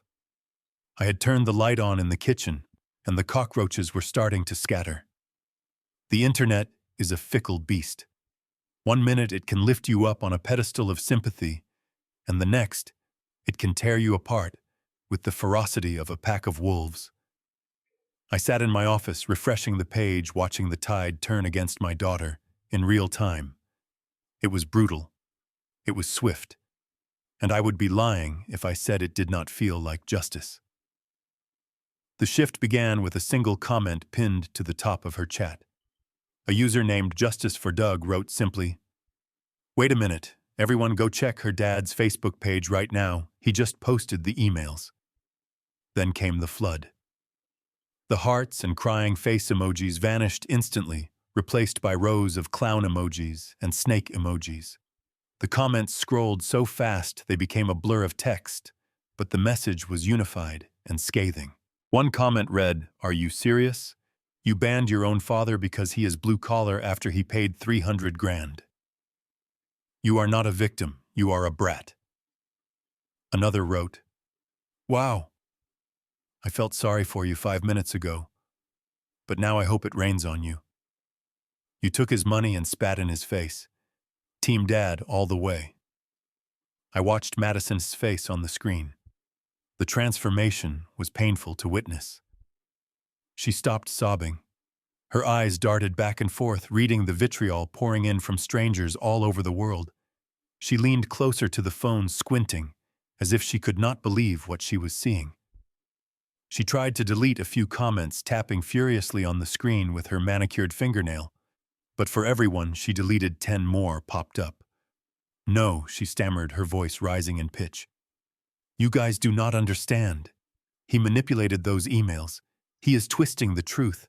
I never said he was embarrassing. I just said—" She stopped. She knew she could not finish that sentence because the proof was right there in black and white. She had used the word embarrassing. She had used the word aesthetic. She had written it down and sent it to me, and now the world was reading it. Then came the second wave of attacks, the ones about Sebastien. My post about the LeBlanc family bankruptcy had started to circulate on Twitter and TikTok. People were linking it in her chat. "Honey, your husband is not a prince, he is a pauper," one user mocked. "Your dad just saved you from marrying a con artist. You should be thanking him, not dragging him. Check the court records," another posted. "Sebastien owes money all over France. You are the cash cow, Madison. Wake up." Madison went pale. She looked like she was going to be sick right there in the bistro. She was not just losing the narrative, she was losing her identity. The image she had carefully crafted for years. The image of the wealthy heiress marrying into European nobility was disintegrating, pixel by pixel. She was being exposed as a fool who had been duped by a pretty face and a fake title. She started to hyperventilate. "Stop it!" she screamed at the phone, tears of genuine terror streaming down her face now. "Stop saying that. Sebastian loves me. We are rich. You are just jealous haters. All of you are just jealous." But the internet did not stop. The viewer count climbed to 20,000. It was a public execution. People were tagging their friends. Influencers were already making reaction videos duetting her stream with my evidence. The hashtag Team Doug was trending. I watched as her battery icon turned from red to empty. The screen froze on her terrified face, her mouth open in a silent scream of denial. Then the stream cut to black. Connection lost. I closed my laptop. The silence in my office felt heavy. I had won the battle of public opinion, but I did not feel like celebrating. I just felt tired. I had just watched my daughter destroyed by the very vanity she had used as a weapon against me. She was offline now, alone in a cafe with no battery, no friends, and the crushing weight of millions of strangers laughing at her. I sat in the dark of my study, watching the city lights of Chicago flicker through the rain. It had been 48 hours since I cut the cord. 48 hours since the live stream that backfired. I had not slept much. A father does not sleep well when he knows his child is out there in the world unprotected, even if he was the one who stripped away the armor. I was waiting. I knew the breaking point was coming. I knew that hunger and cold were powerful teachers, far more effective than any lecture I could give. At 3 in the morning, my phone lit up on the desk. It was an unknown number with a French country code. I did not let it ring. I picked it up immediately, pressing the device to my ear against the silence of the room. "Dad." The word was barely a whisper. It was not the voice of the arrogant bride. It was not the voice of the social media influencer. It was the voice of a scared little girl who had woken up from a nightmare only to find the monsters were real. It was broken. It was small. It cracked in the middle, as if her throat was raw from crying. "Hello, Madison," I said softly. "Dad, please pick up," she sobbed, evidently not realizing I was already there. "Oh God, Dad, please answer. I made a mistake. I made a huge mistake. I am here, Madison," I said, my voice steady. "I am listening." There was a ragged intake of breath on the other end. "Dad, I am so cold. It is raining here. I am sitting in a 24-hour laundromat near the train station because it is the only place that is warm. The owner is looking at me like he is going to kick me out. I have not eaten since yesterday morning. I tried to sell my earrings, but the pawn shop said they were fake. Sebastian told me they were real diamonds. Dad, but they were fake. Everything was fake." She broke down, then a guttural sound of pure misery. "He left me, Dad. He just got in the van and left. He took my luggage. He took my passport. I have nothing. I am wearing a dirty wedding dress and I am starving. Please, Dad. I cannot do this. I am sorry. I am so sorry for everything I said. I was stupid. I was so stupid." I closed my eyes, leaning my head back against the leather chair. This was the moment I had wanted. This was the vindication. But it did not taste sweet. It tasted like ash. I hated hearing her in pain. Every instinct in my body screamed at me to wire the money, to send a private jet, to wrap her in a blanket, and tell her it was okay. But I knew I could not do that. If I saved her now without a cost, she would never learn. She would go right back to being the person who banned me. I had to finish the lesson. "You are sorry because you are cold, Madison," I said quietly. "You are sorry because you are hungry. But are you sorry for what you did to me? Are you sorry for looking me in the eye and telling me I was an embarrassment? Yes, she wailed. Yes, I am sorry. I was awful. I was ungrateful.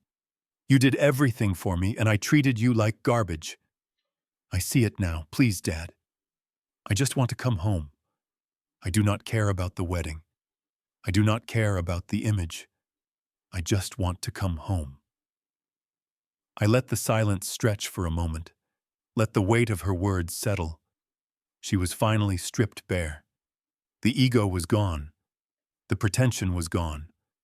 All that was left was the daughter I had raised before the world got its claws into her. Okay, Madison, I said. I will help you, but things are going to be different this time. You are not coming back to the penthouse. You are not coming back to the Porsche. You are coming back to reality. Do you understand? Yes, she whispered. Anything. Just get me out of here. Out of phone. Hold on, I said, opening my laptop. I am booking you a ticket. But Madison listened to me carefully. This is the last ticket I will ever buy you. After this, you are on your own. I listened to her breathing on the other end of the line. It was jagged and desperate, the sound of someone who had hit rock bottom. I had the airline website open on my screen. My mouse hovered over the confirm button. It would have been so easy to book her a business class seat, to let her sleep in a lie-flat pod and wake up refreshed in Chicago. But I moved the cursor. I scrolled down past the premium options, past the extra legroom seats, and selected the most basic fare available. I have found a flight. Madison, I said, my voice devoid of the warmth she was probably hoping for. It leaves in 6 hours. It is on a budget carrier. You will be in seat 42E. That is a middle seat in the last row, right next to the lavatory. There is no meal service included, so I suggest you drink plenty of water from the fountain before you board. I heard a small whimper, but she did not complain. A week ago, she would have thrown a tantrum about flying economy. Now she sounded grateful just to have a seat on a plane that was not a cargo hold. Thank you, Dad, she whispered. Thank you so much. I will go to the airport right now. Stop, I commanded, cutting her off. You are not going to the airport yet. There is a condition attached to this ticket, Madison. A condition that is non-negotiable. The silence returned. I could feel her tensing up, waiting for the other shoe to drop. What condition? She asked, her voice trembling. I have emailed a document to the legal attaché at the U.S. Embassy in Paris. I said, speaking slowly, so every word would sink in. It is a voluntary waiver of inheritance. It states that you, Madison Bennett, of your own free will, renounce any and all claims to my estate. It means that when I die, you get nothing. So, no trust fund, no company shares, no real estate. You are trading your future fortune for this one plane ticket home. Dad! She gasped the word, choking out of her. You cannot be serious. You are disowning me. I am not disowning you as my daughter, I replied firmly. I am disowning you as my dependent. I am severing the financial cord that has strangled your character. You told me my money was embarrassing. You told me my background was shameful. So I am removing the burden of that money from your life. If you want to come home, you come home as Madison the person, not Madison the heiress. I waited. This was the test. If she was truly sorry, if she truly just wanted her father back, she would sign. If she was still the greedy schemer calculating her losses, she would argue. The seconds ticked by like hours. I stared at the rain-streaked window of my study, wondering if I had pushed her too far. Wondering if she would choose the streets of Paris over a life without millions. Then I heard it. A soft resignation. A surrender. Okay, she said. Her voice was barely audible. I will sign it. I do not care about the money anymore, Dad. I really do not. I just want to go home. I just want to be safe. I let out a breath I did not know I was holding. The knot in my chest loosened slightly. Good, I said. Go to the embassy. Ask for Mr. Henderson. He has the papers printed and a notary waiting. Once you sign, he will hand you the boarding pass. Do not be late, Madison. The plane leaves with or without you, and this offer expires the moment the wheels go up. I hung up the phone. I looked at the confirmation screen. Economy class. One way. It was the cheapest ticket I had ever bought, but in terms of the lesson it taught, it was the most expensive investment of my life. I hit confirm. She was coming home. But the girl landing in Chicago would not be the same one who left. She was coming back with empty pockets, but for the first time in years, she might actually have a soul. The boarding process for Flight 402 was a chaotic stampede that Madison Bennett had never experienced in her life. She was used to turning left upon entering an aircraft, used to the hushed tones of the pursers offering hot towels and pre-flight beverages. Today, she turned right. She walked down the narrow aisle, bumping her shoulders against strangers, dragging her carry-on bag, which felt heavier with every step. The air in the cabin was hot and thick, smelling of stale coffee and too many bodies packed into a metal tube. She found row 42. It was the very last row, right up against the rear lavatories. Every time the bathroom door opened, a waft of blue chemical disinfectant and unwashed humanity washed over her. Her seat was E, the middle. To her left was a large man who had already claimed the armrest and was sweating profusely. To her right was a teenage girl with bright pink headphones chewing gum with an open mouth. Madison squeezed herself into the 18 inches of space she had been allotted. She curled her legs up, trying to make herself as small as possible, trying to disappear into the fabric of the seat. She was wearing a cheap gray sweatshirt she had bought at the airport gift shop, with the last few coins she had scraped together, covering the ruined top of her wedding dress, which was bunched up uncomfortably around her waist under her jeans. She pulled the hood up over her head, shielding her face. She did not want anyone to see her swollen eyes. She did not want anyone to recognize the girl who had been crying on the internet just hours before. But the internet was inescapable. Before the plane even pushed back from the gate, she saw it. The girl in the window seat, the one with the pink headphones, was scrolling through TikTok. Madison froze. On the girl's screen was a video of Madison. It was a clip from her live stream, the moment where she screamed about being cold and hungry. The girl tapped the screen to like the video and then leaned over to the person sitting across the aisle. "Hey, look at this," the girl said, her voice cutting through the hum of the engines. "It is that Paris bride girl, the one who tried to scam her dad. Can you believe she is trending #1 right now?" The person across the aisle laughed. "Yeah, I saw that. What a brat. I heard her dad cut her off completely. Serves her right, thinking she is some kind of princess. I bet she is crying in a hostel somewhere right now." Madison felt the blood drain from her face. She shrank lower in her seat, her heart hammering against her ribs like a trapped bird. They were talking about her as if she were a character in a TV show, not a human being, sitting 3 feet away. She was a joke, a punchline, a cautionary tale for ungrateful children everywhere. She stared at the plastic tray table in front of her, focusing on a coffee stain just to keep from screaming. The pilot announced a flight time of 9 hours. 9 hours with no legroom. 9 hours with no food because she had no money to buy the overpriced sandwiches from the cart. Her stomach growled loudly, a painful reminder of her hunger. The man next to her opened a bag of chips, the salty smell making her mouth water. She closed her eyes tightly, tears leaking out from under her eyelids. She remembered the menu she had selected for the wedding reception. Lobster bisque, filet mignon, truffle mashed potatoes. Now she would have killed for a single potato chip. As the plane accelerated down the runway, pushing her back into the hard seat, Madison Bennett finally understood the value of $1. She understood it because for the first time in her life she did not have one. She was flying home not as a conquering heroine, but as a refugee from her own bad decisions, surrounded by strangers who mocked her tragedy while she starved in the middle seat. The Blue Line train screeched into the station in downtown Chicago, and Madison Bennett stepped out onto the platform. She was not wearing her usual cashmere coat.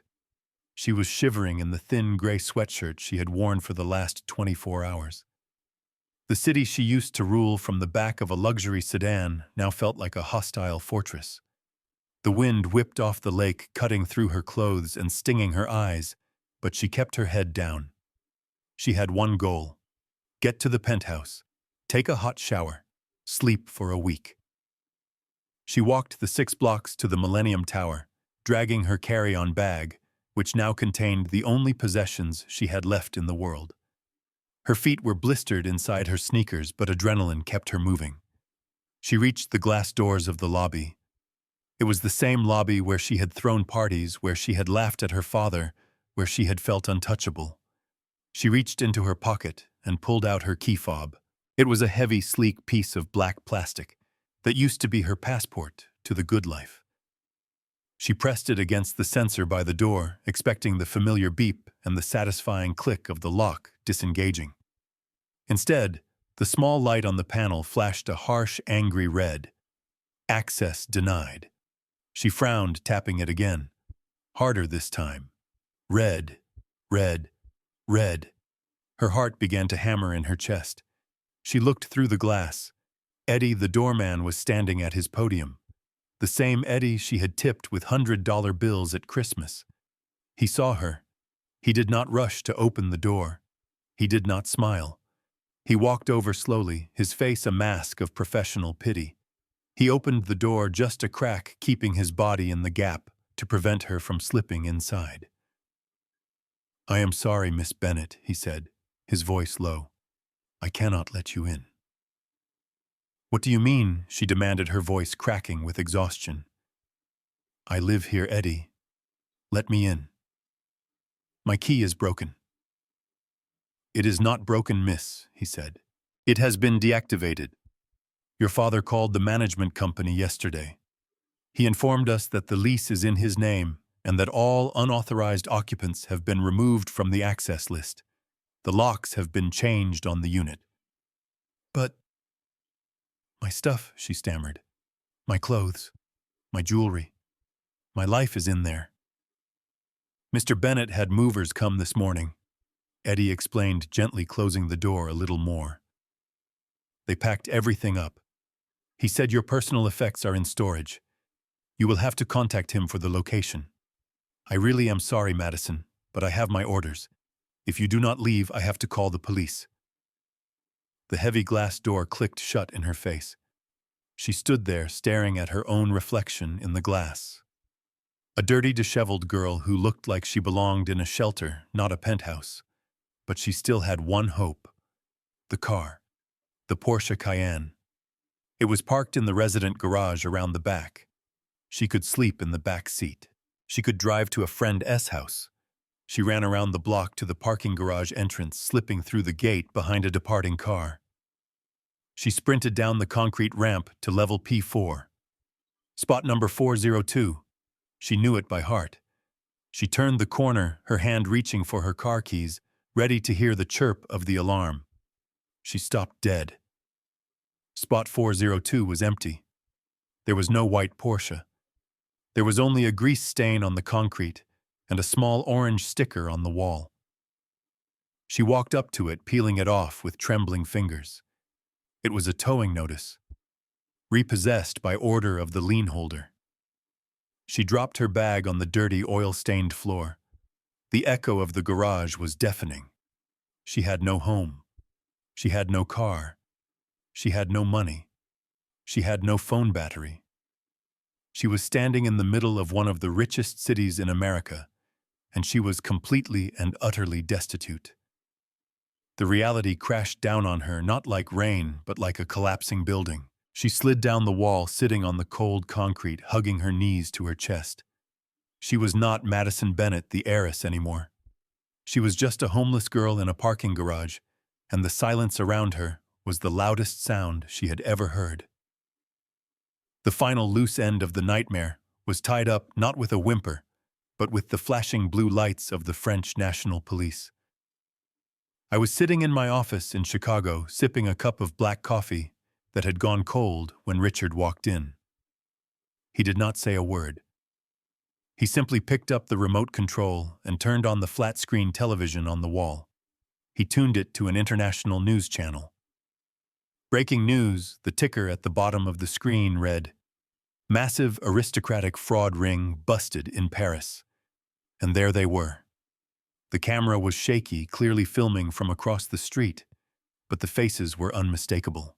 It was a boutique hotel on the left bank of Paris, the kind of place that does not ask too many questions as long as you look the part. But the LeBlancs could not hide anymore. 2 officers were escorting Genevieve out of the revolving doors. For the first time in her life, she looked unkempt. Her hair was wild, her designer jacket was rumpled, and her hands, the hands that had slapped my daughter only yesterday, were cuffed behind her back. She was shouting something at the cameras. I could not hear the audio, but I could read her lips. She was screaming that it was a mistake.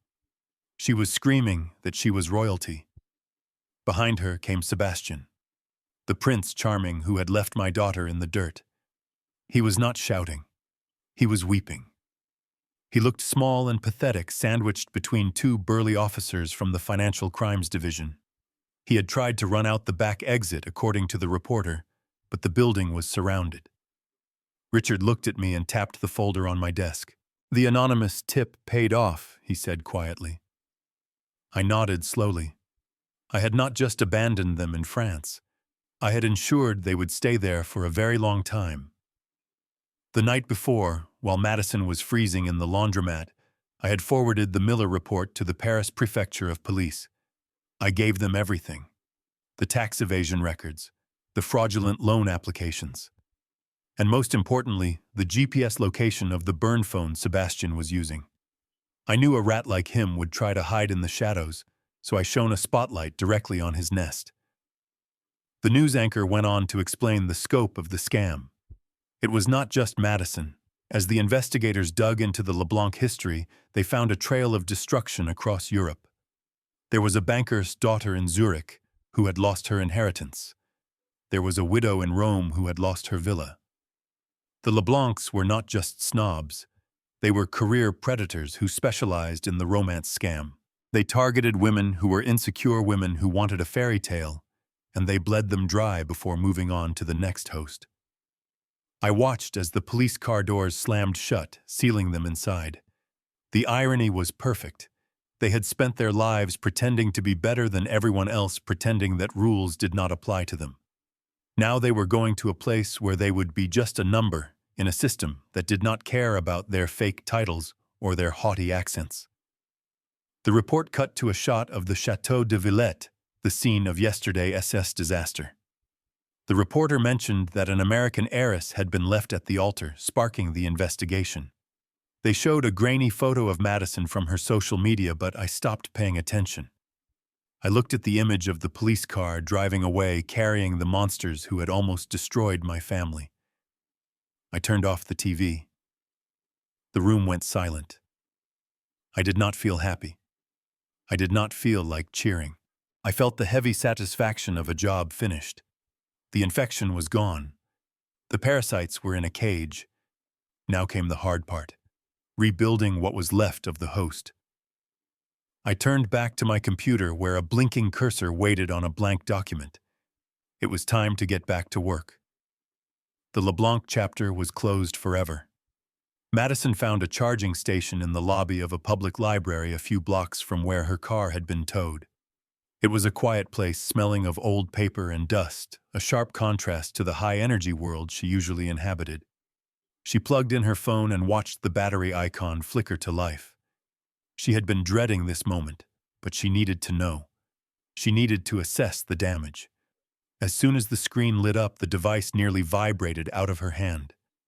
It was not a steady stream of notifications. It was an avalanche. But these were not the likes and comments she used to live for. These were death notices for her career. She opened her email first. The first message was from her agency, the boutique firm in Los Angeles that managed her brand deals. The subject line was simply "Termination of Representation." She read the body of the email, her breath hitching in her throat. Due to recent conduct that violates our moral turpitude clause and the significant negative publicity surrounding your personal affairs, we are severing all ties effectively immediately. We wish you the best in your future endeavors. She scrolled down. It got worse. Much worse. There was an email from the skincare company she had been promoting for 2 years. They were demanding the return of the advance payment for the next quarter, citing breach of contract. There was a message from the fashion label that had sponsored her engagement party dress. They were not just dropping her, they were threatening to sue for damages, claiming she had tarnished their brand image by association. Madison Bennett, the brand was dead. In the span of 48 hours, she had gone from a highly sought-after influencer to radioactive waste. No company wanted their logo next to the face of the girl who scammed her father and abandoned him on the internet. She was on the blacklist. It was an invisible list, but in the world of social media it was a death sentence. It meant no more free clothes, no more sponsored trips, no more easy money. She switched to her text messages, desperately looking for a friendly face. She scrolled to the group chat with her bridesmaids. Tiffany, Chloe, Jessica. The girls who had drunk her champagne and partied on her father's yacht for years. She typed a message, her fingers trembling. "Guys, please answer me. I am in Chicago. I have nowhere to go. Can I crash on your couch for a night? Just one night." She hit send. Not delivered. She stared at the red exclamation point. She tried calling Tiffany directly. It went straight to voicemail after a single ring. She tried Chloe. Same thing. Same song. They had blocked her. The moment the money ran dry, the moment the yacht was docked, and the credit cards were cut, the friendship evaporated. They had not been friends with Madison. They had been friends with the lifestyle Madison provided. She sat back in the hard wooden chair of the library, listening to the hum of the air conditioner. She realized with a terrifying clarity that she did not just lose her money. She lost her entire ecosystem. Her career was based on people liking her. Her social life was based on people using her. Now that she was stripped of the Bennett fortune, she was completely alone. She had no resume. She had no degree. She had no job experience. All she had was a phone full of rejection letters and a contact list full of people who pretended she did not exist. For the first time, she realized that without her father standing behind her, she was not a somebody. She was a nobody. The fluorescent lights of Sal's diner hummed with a low electric buzz that I usually found comforting.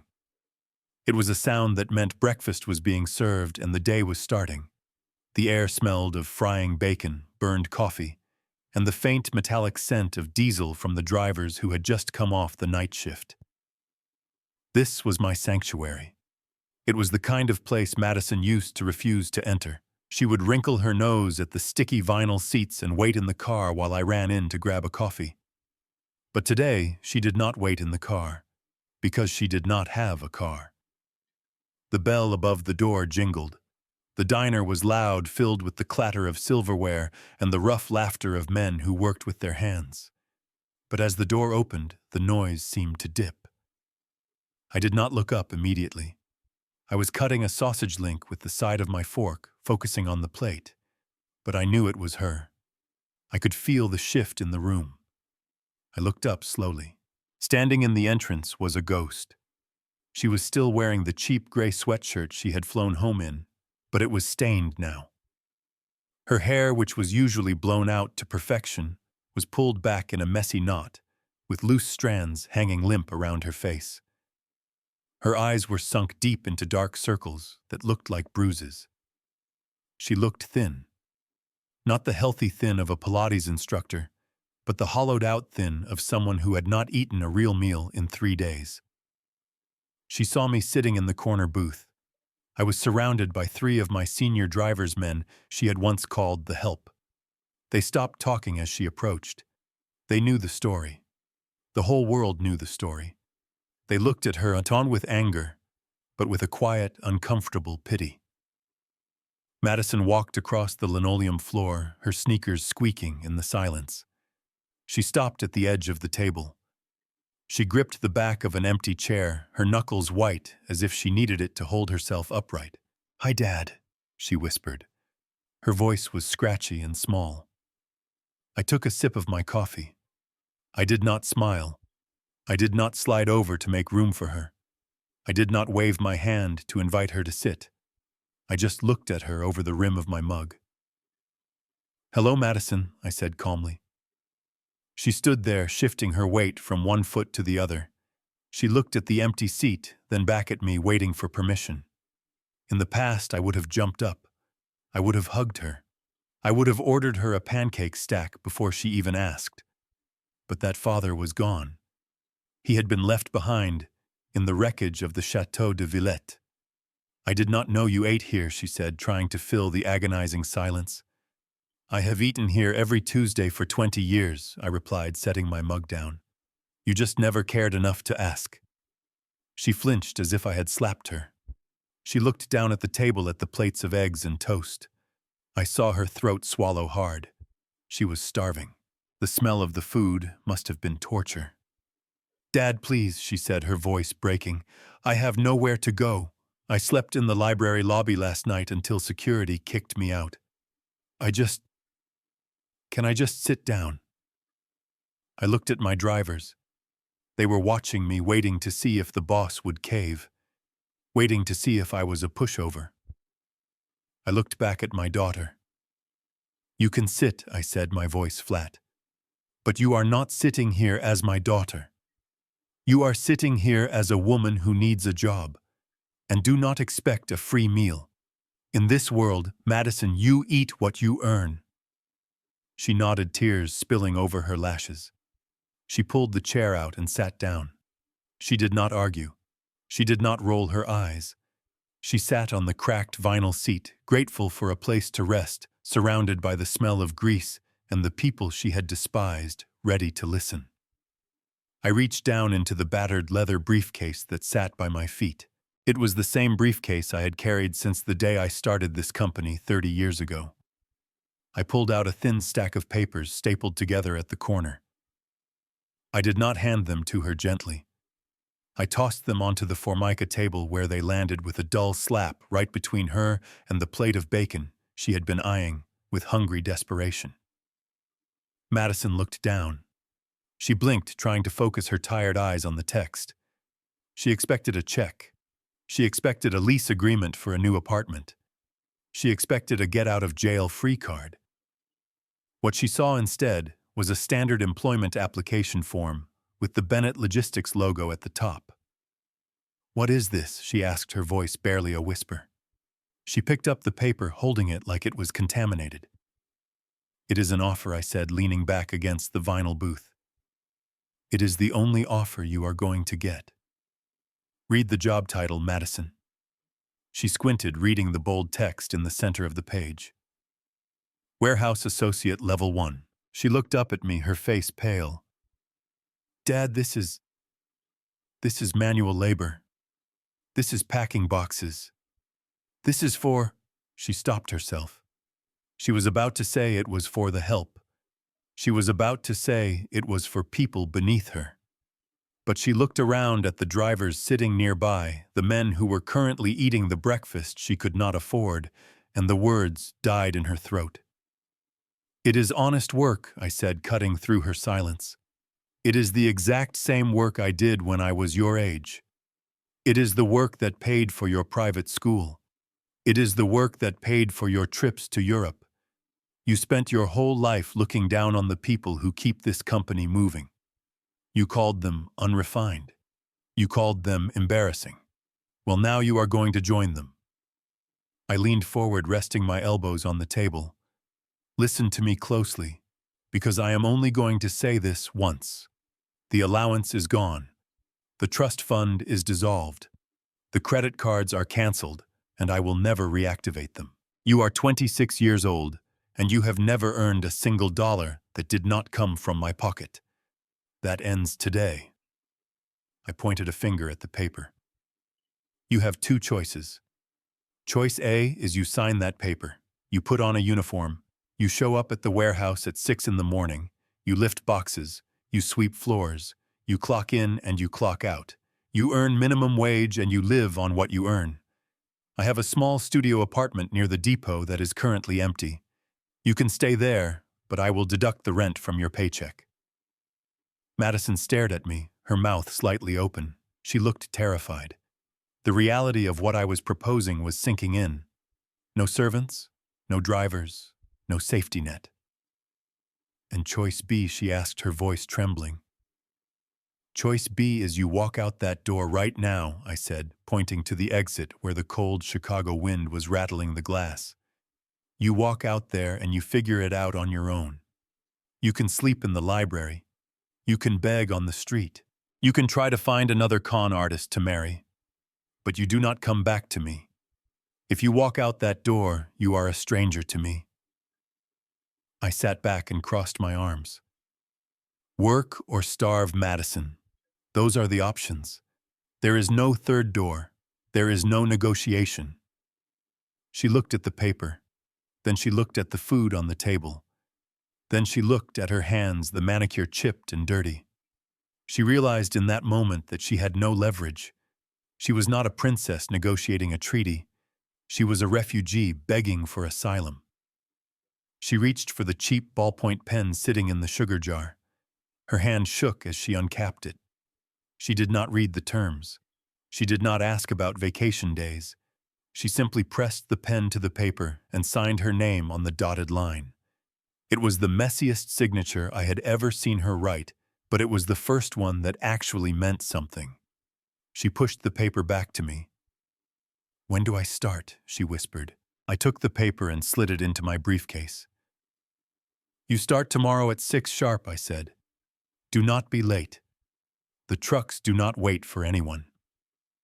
The warehouse smelled of corrugated cardboard and diesel fumes, a scent that used to make me wrinkle my nose in disgust, but now smelled simply like a Tuesday.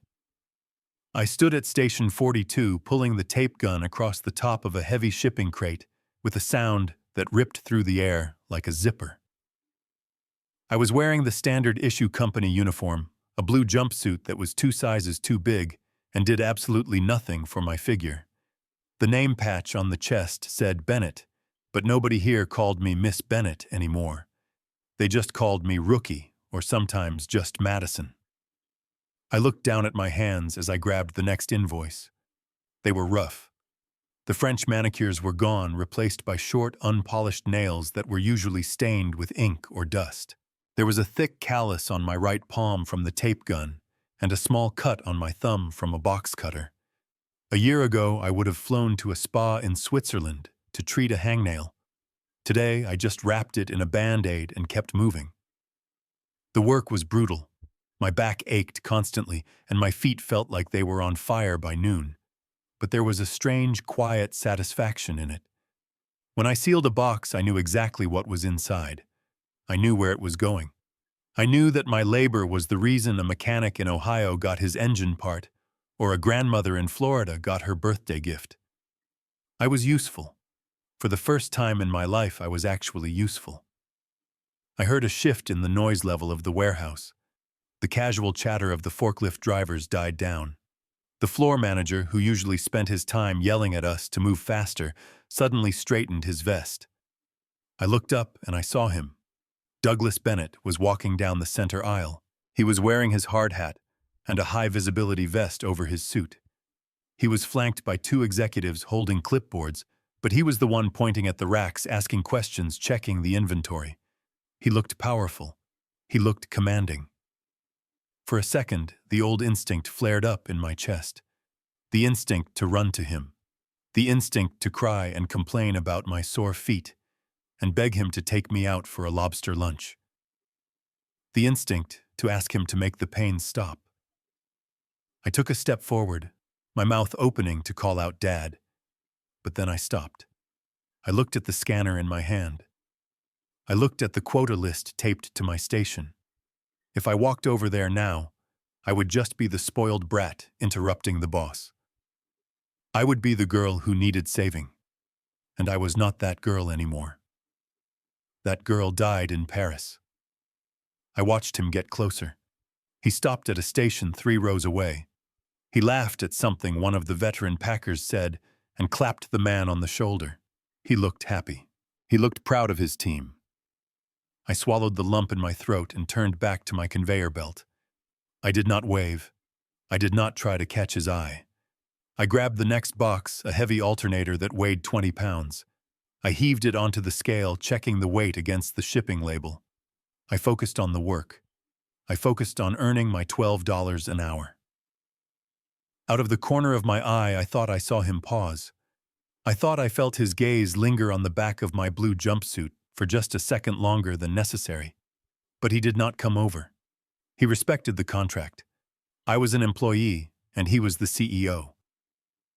I pulled the tape gun across the box, sealing it shut with a sharp, definitive rip. I was tired and I was poor, but as I placed that box on the outgoing pallet, I realized something that made me stand a little taller. I had packed that. Me. And nobody could take that away. The parking lot of Bennett Logistics was usually a place of strict schedules and roaring engines, but tonight it had been transformed into a festival of chrome and smoke. I stood on the makeshift stage constructed from flatbed trailers and looked out at the sea of faces. There were 500 people here. Drivers, mechanics, dispatchers, and warehouse loaders. They were wearing jeans and flannel shirts, holding paper plates piled high with ribs and brisket. The air smelled of hickory wood smoke and cold beer, and it was without a doubt the best perfume I had ever smelled. $300,000. That was the number. It was the exact amount I had clawed back from the Ritz and the florists in Paris. It was the money that was supposed to pay for a silent string quartet and a wedding cake that tasted like cardboard. Instead, it paid for the biggest barbecue this county had ever seen. It paid for a live band playing classic rock. It paid for an open bar where the drinks were strong and unpretentious.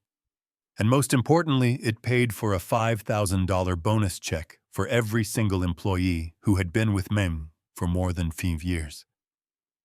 I watched Old Man Miller, the head mechanic, laughing so hard he spilled his beer. I saw the night shift crew high-fiving the day shift crew. There was a warmth here that had nothing to do with the summer heat.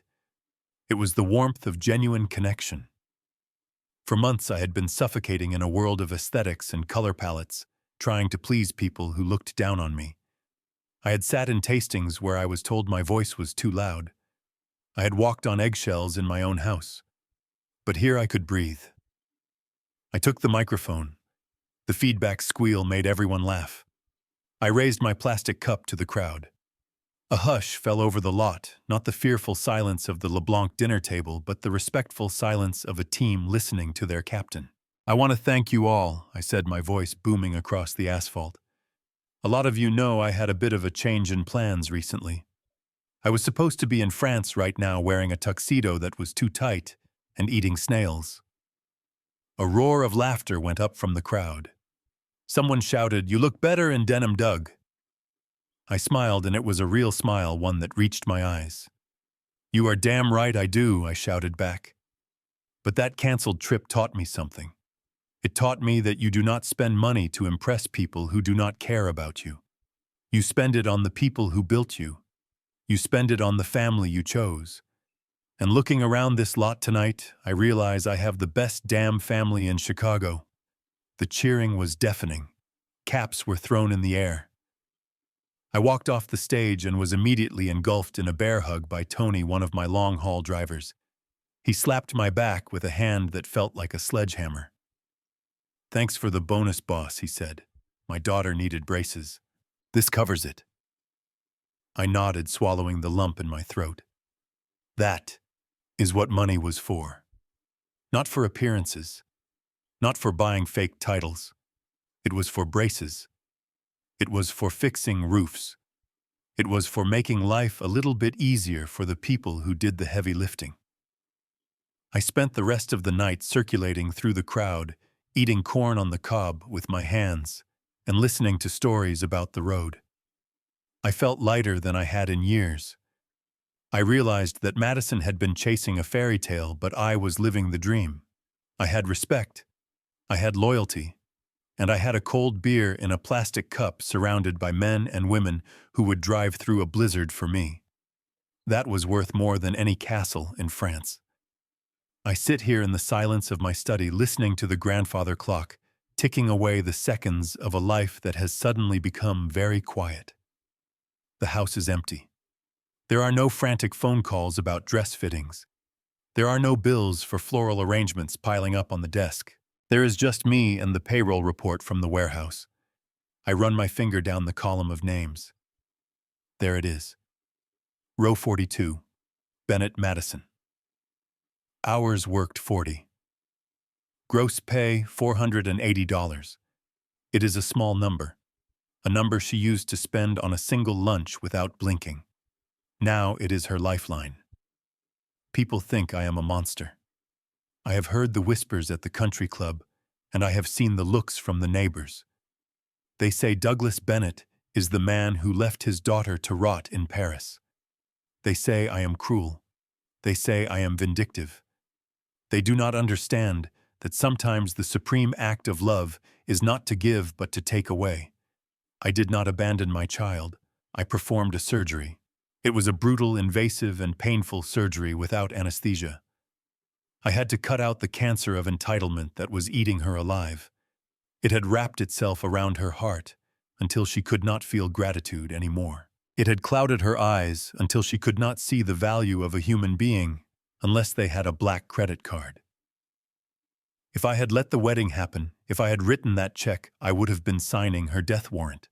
She would have vanished, completely consumed by the fake world she was so desperate to join. So I broke her. I smashed the pedestal she stood on. I stripped away the designer clothes and the private jets and the false friends. I let her hit the concrete bottom of reality. And God, it hurt me. Every time I see her in that warehouse wearing those oversized coveralls with grease under her fingernails, a part of me wants to weep. I want to rush down there and write her a check and tell her it was all a bad dream. I want to be the hero again. But I cannot. Because the hero she needs right now is not me. It is herself. I watch her on the security monitors sometimes. She looks tired. She looks older than her 26 years. The sparkle in her eyes is gone, replaced by a hard, wary look. But she is standing. She is lifting boxes. She is sweating. She is earning her place on this earth for the first time in her life. I did not lose my daughter in France. I lost the parasite. I killed the princess so the woman could be born. I do not know if she will ever forgive me. Maybe she will hate me until the day I die. Maybe she packs every box with a silent curse directed at my name. I can live with that. I would rather have a daughter who hates me and can survive on her own than a daughter who loves me but collapses the moment the wind blows.